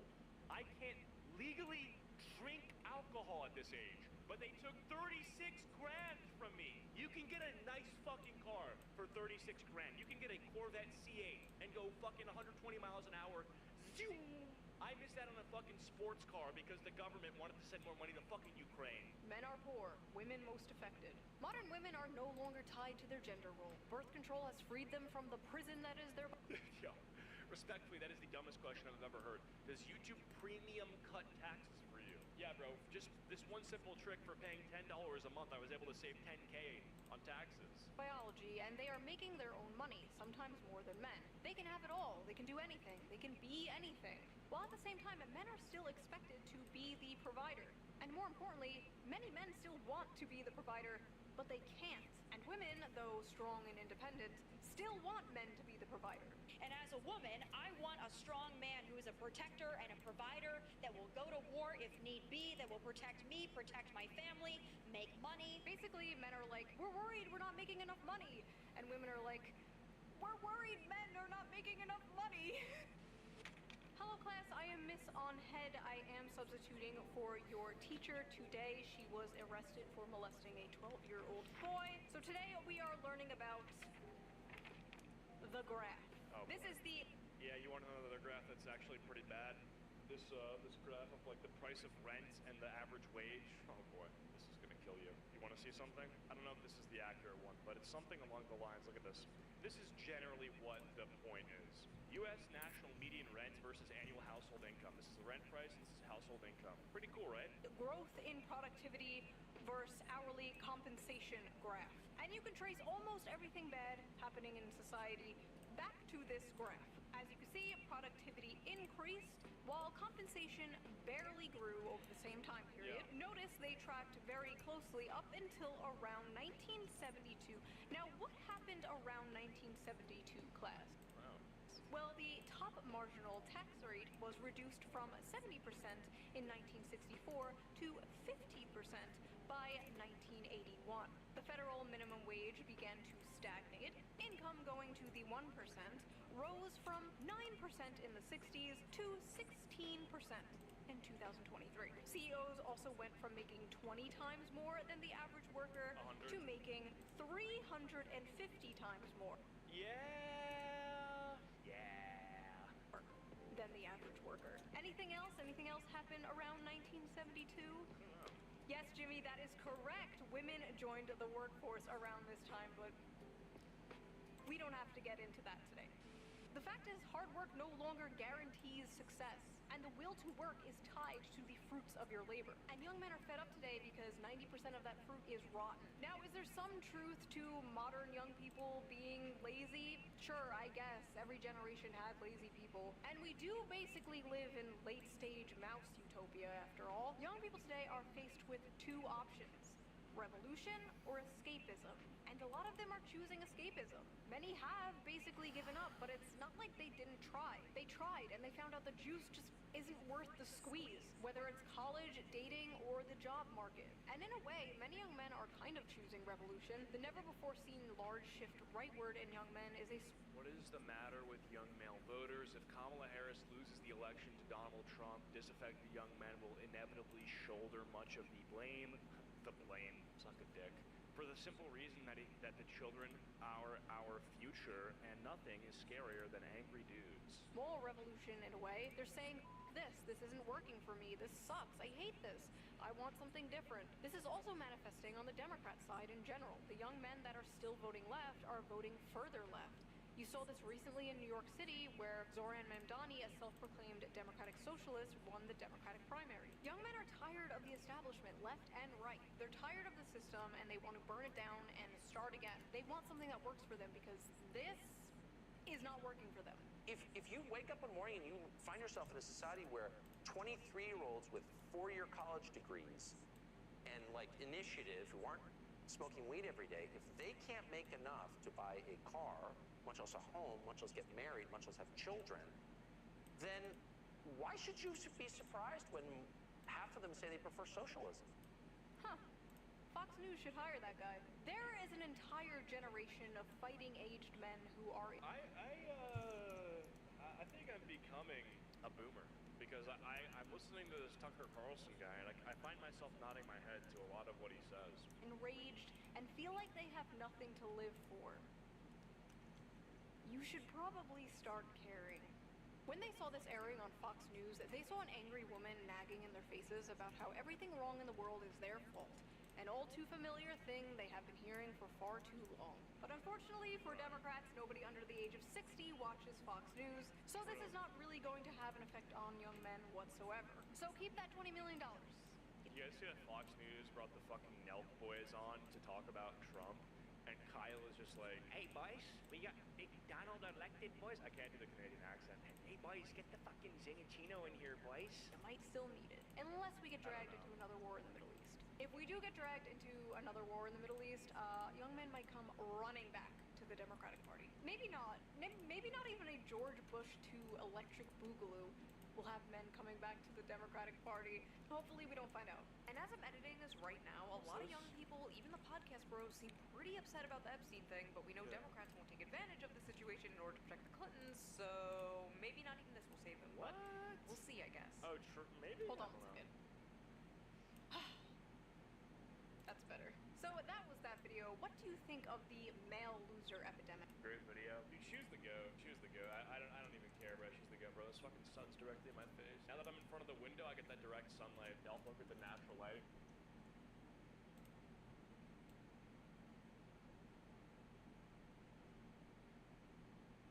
December 15th, 1967, 5:04 p.m. Rush hour in Point Pleasant, West Virginia.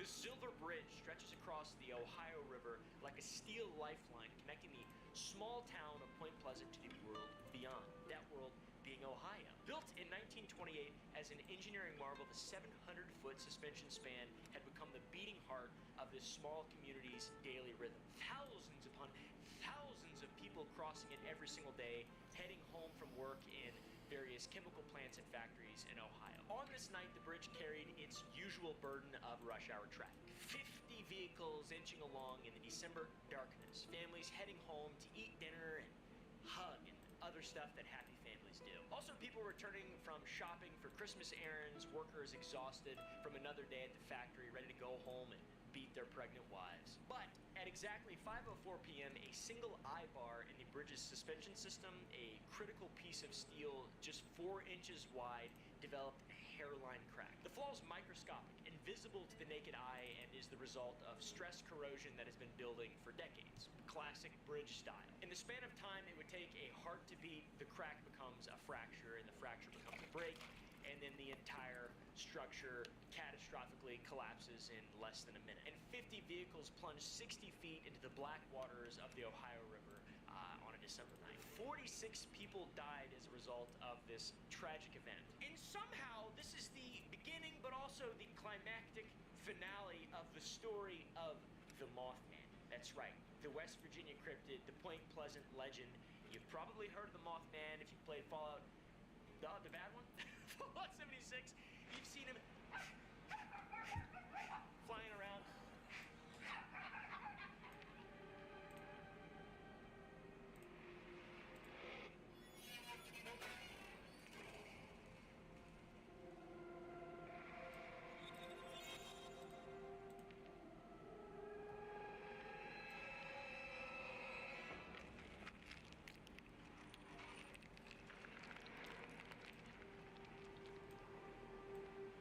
The story and legend of the Mothman begins a year before this event when something impossible appeared in the skies above this small Appalachian town of Point Pleasant, West Virginia. Something that would still kind of haunt Point Pleasant and definitely transform it to this very day. But it doesn't really haunt it that much anymore. It's the story of the Mothman, okay? It's a very interesting, scary story with a lot of realism and a lot of myth, and we're going to be parsing through it, and I'm going to be giving you my 2 cents. Not for you though, you greedy little bastard. Let's take a step back to November 15th, 1966 at 11:30 p.m.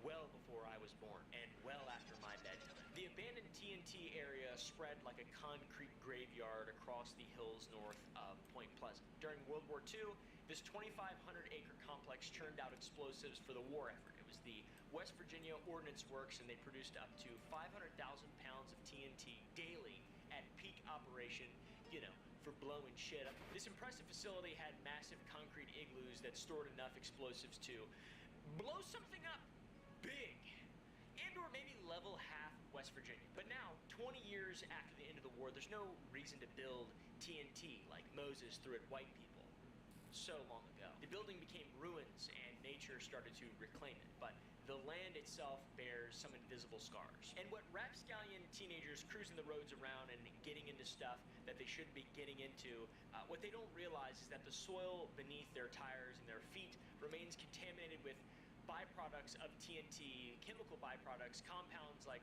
2,4-DNT and 2,6-DNT that have leached into the groundwater and soil for over decades. It's called red water. It's a toxic byproduct of TNT manufacturing, and it still seeps from the ground in some areas and creates crimson stains on the landscape like dried blood. It's fascinating completely bizarre. And the contamination from these factories created an ecological nightmare. Vegetation in the area grows in strange patterns. In some areas it's completely barren, while others show unnaturally accelerated growth.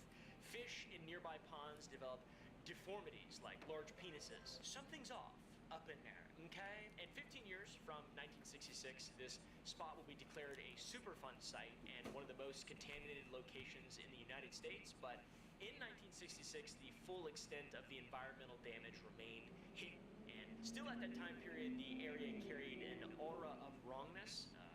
We was aura farming in World War II, and we fell off after, I guess. I don't really know. Casual visitors noticed the wrongness and the sense of dread there. Animals behave strangely there. Electronics malfunction there without explanation, and the very air seems to hum with an energy that raises the hair on the back of your nutsack. There's a bug. Vines snake through broken windows, trees grow from cracks in the foundation, and the place has become a favorite spot for local teenagers seeking privacy and whatever teenagers seek. A spot to smoke weed. And unfortunately, it is about to become ground zero for something that will haunt the town of Point Pleasant for over a year. On this night, two young couples are driving the winding Appalachian dirt roads through the complex. Roger and Linda Scarberry. Both are 19 years old and married for just 8 months. Then there's Steve and Mary Millette. They're best friends and frequent double-date companions. They're riding in Roger's pride and joy, a souped-up 1957 Chevrolet that can outrun any cop car in Mason County. Hey now, dickweed. Easy there, partner.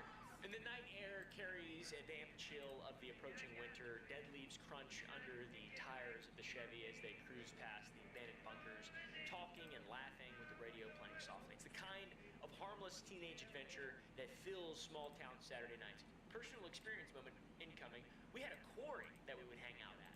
The f***ing quarry. People died at the quarry. Quarry was a terrible idea, very scary. Every small-town group of teenagers has something like this. To be clear, I wasn't really invited much to the quarry. I was homeschooled. People didn't like me. I didn't fit in, and nobody.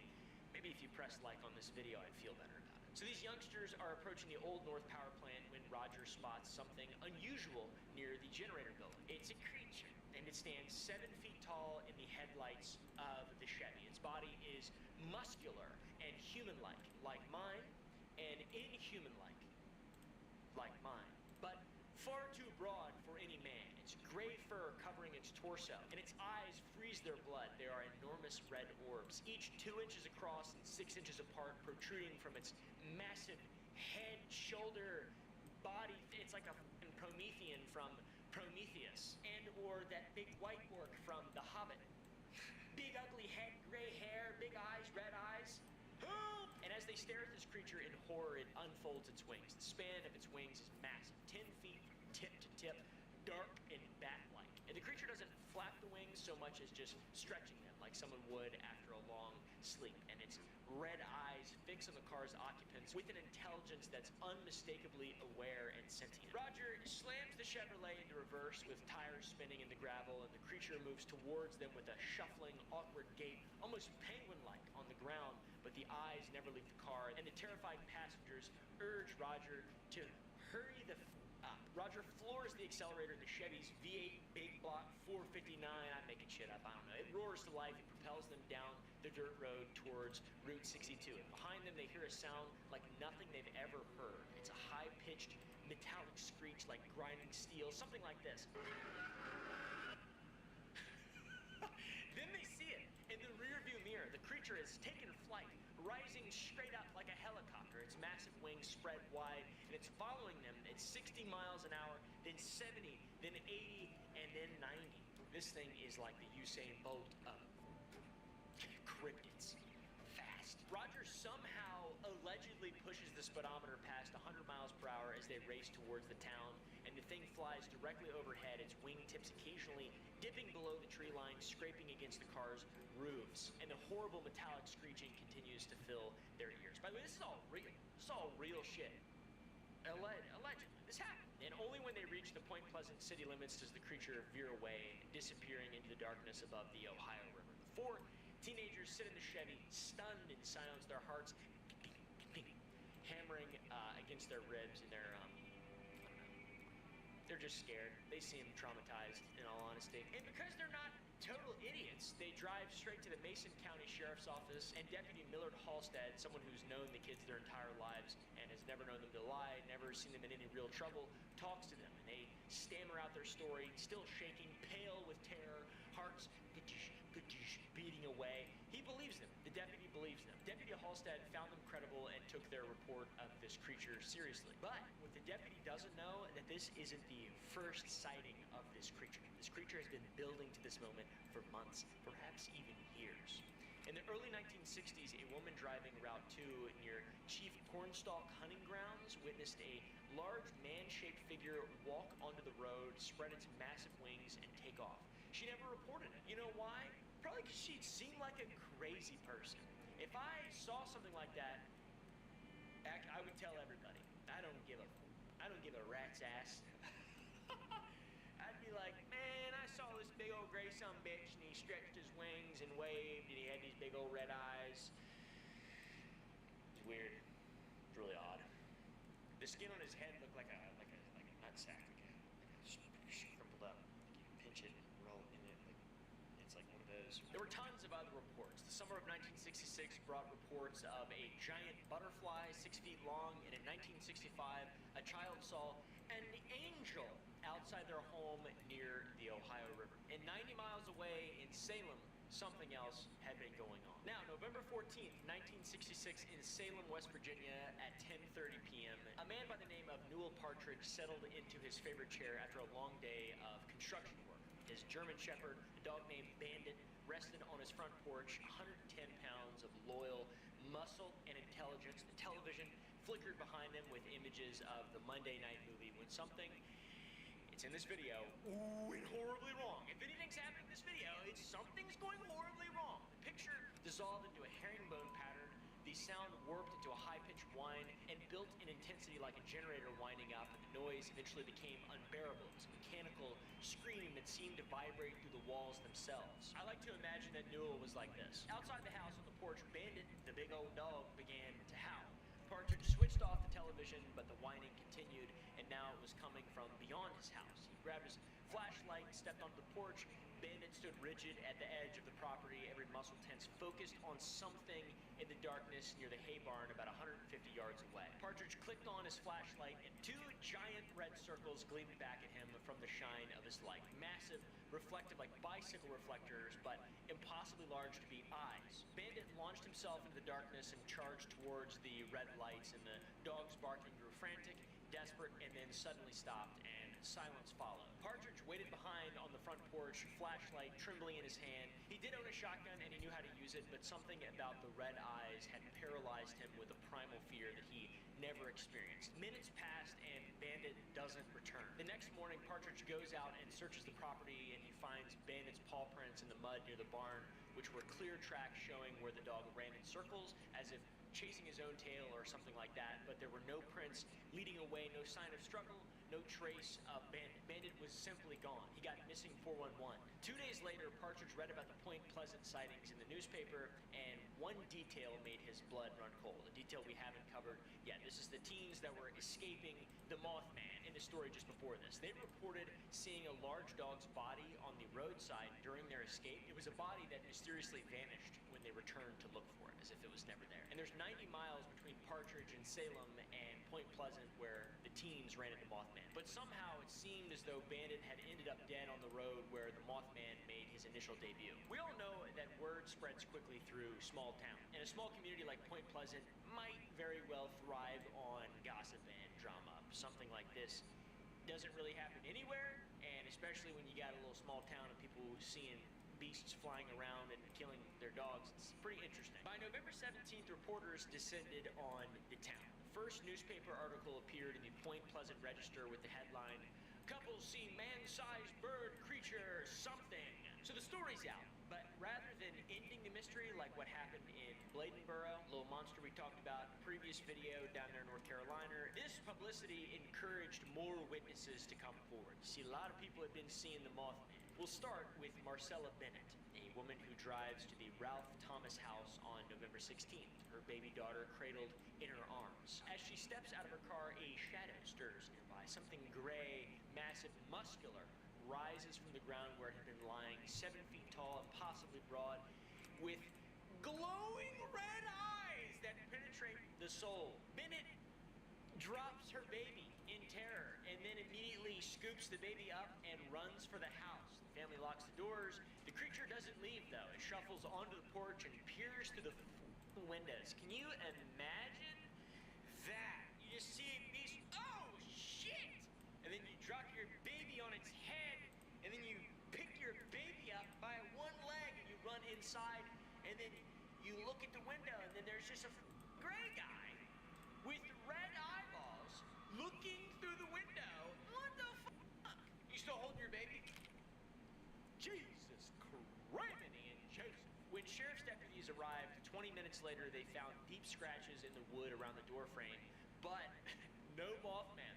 You see, he had vanished. Bennett unfortunately suffered a nervous breakdown and required medical treatment for severe anxiety, which is no laughing matter. I also require medical treatment for severe anxiety, and also, like her, have recurring nightmares about, well, I don't dream about the Mothman, but I dream about snakes a lot. And for months afterwards, she reported hearing a keening sound near her home, like a woman screaming in agony. Something like this.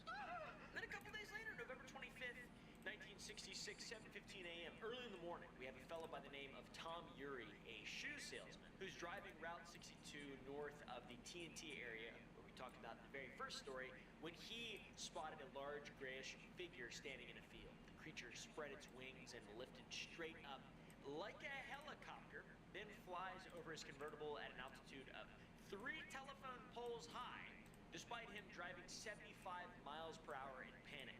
Creature keeps circling above his car going, so that's terrifying, and 2 days later brings an even more unsettling encounter. November 27th, 1966 at 10:30 a.m. Connie Carpenter was 18 years old at the time and the niece of local reporter Mary Heyer, and she's driving home from church along Route 62 near New Haven. It's a bright Sunday morning, clear skies, perfect visibility. There should be nothing frightening about the beautiful scenic drive through Mason County, Appalachians. All right. When all of a sudden, she's passing the deserted Mason County golf course when she sees, standing in the fairway, massive and improbable, the Mothman. Broad daylight, every detail crystal clear, 7 feet tall, gray fur, enormous burning red eyes, and a big swinging cock. Just kidding, I made that last part up. Connie started to slow her car as she was mesmerized in spite of her terror, and the creature's gaze locked onto hers, and then the hypnotic effect that occurred was immediate and overwhelming to her. She felt like she was being pulled into the depths of its eyes, unable to look away and unable to think clearly. Kind of like me whenever I make eye contact with a blue-eyed person. The Mothman then spreads its wings, flaps, and raises up into the sky like a helicopter. No running start, no VTOL jet action. He just smoothly vertically ascends. It defies everything that Connie knows about flight and what I know about physics, which isn't a lot, all right?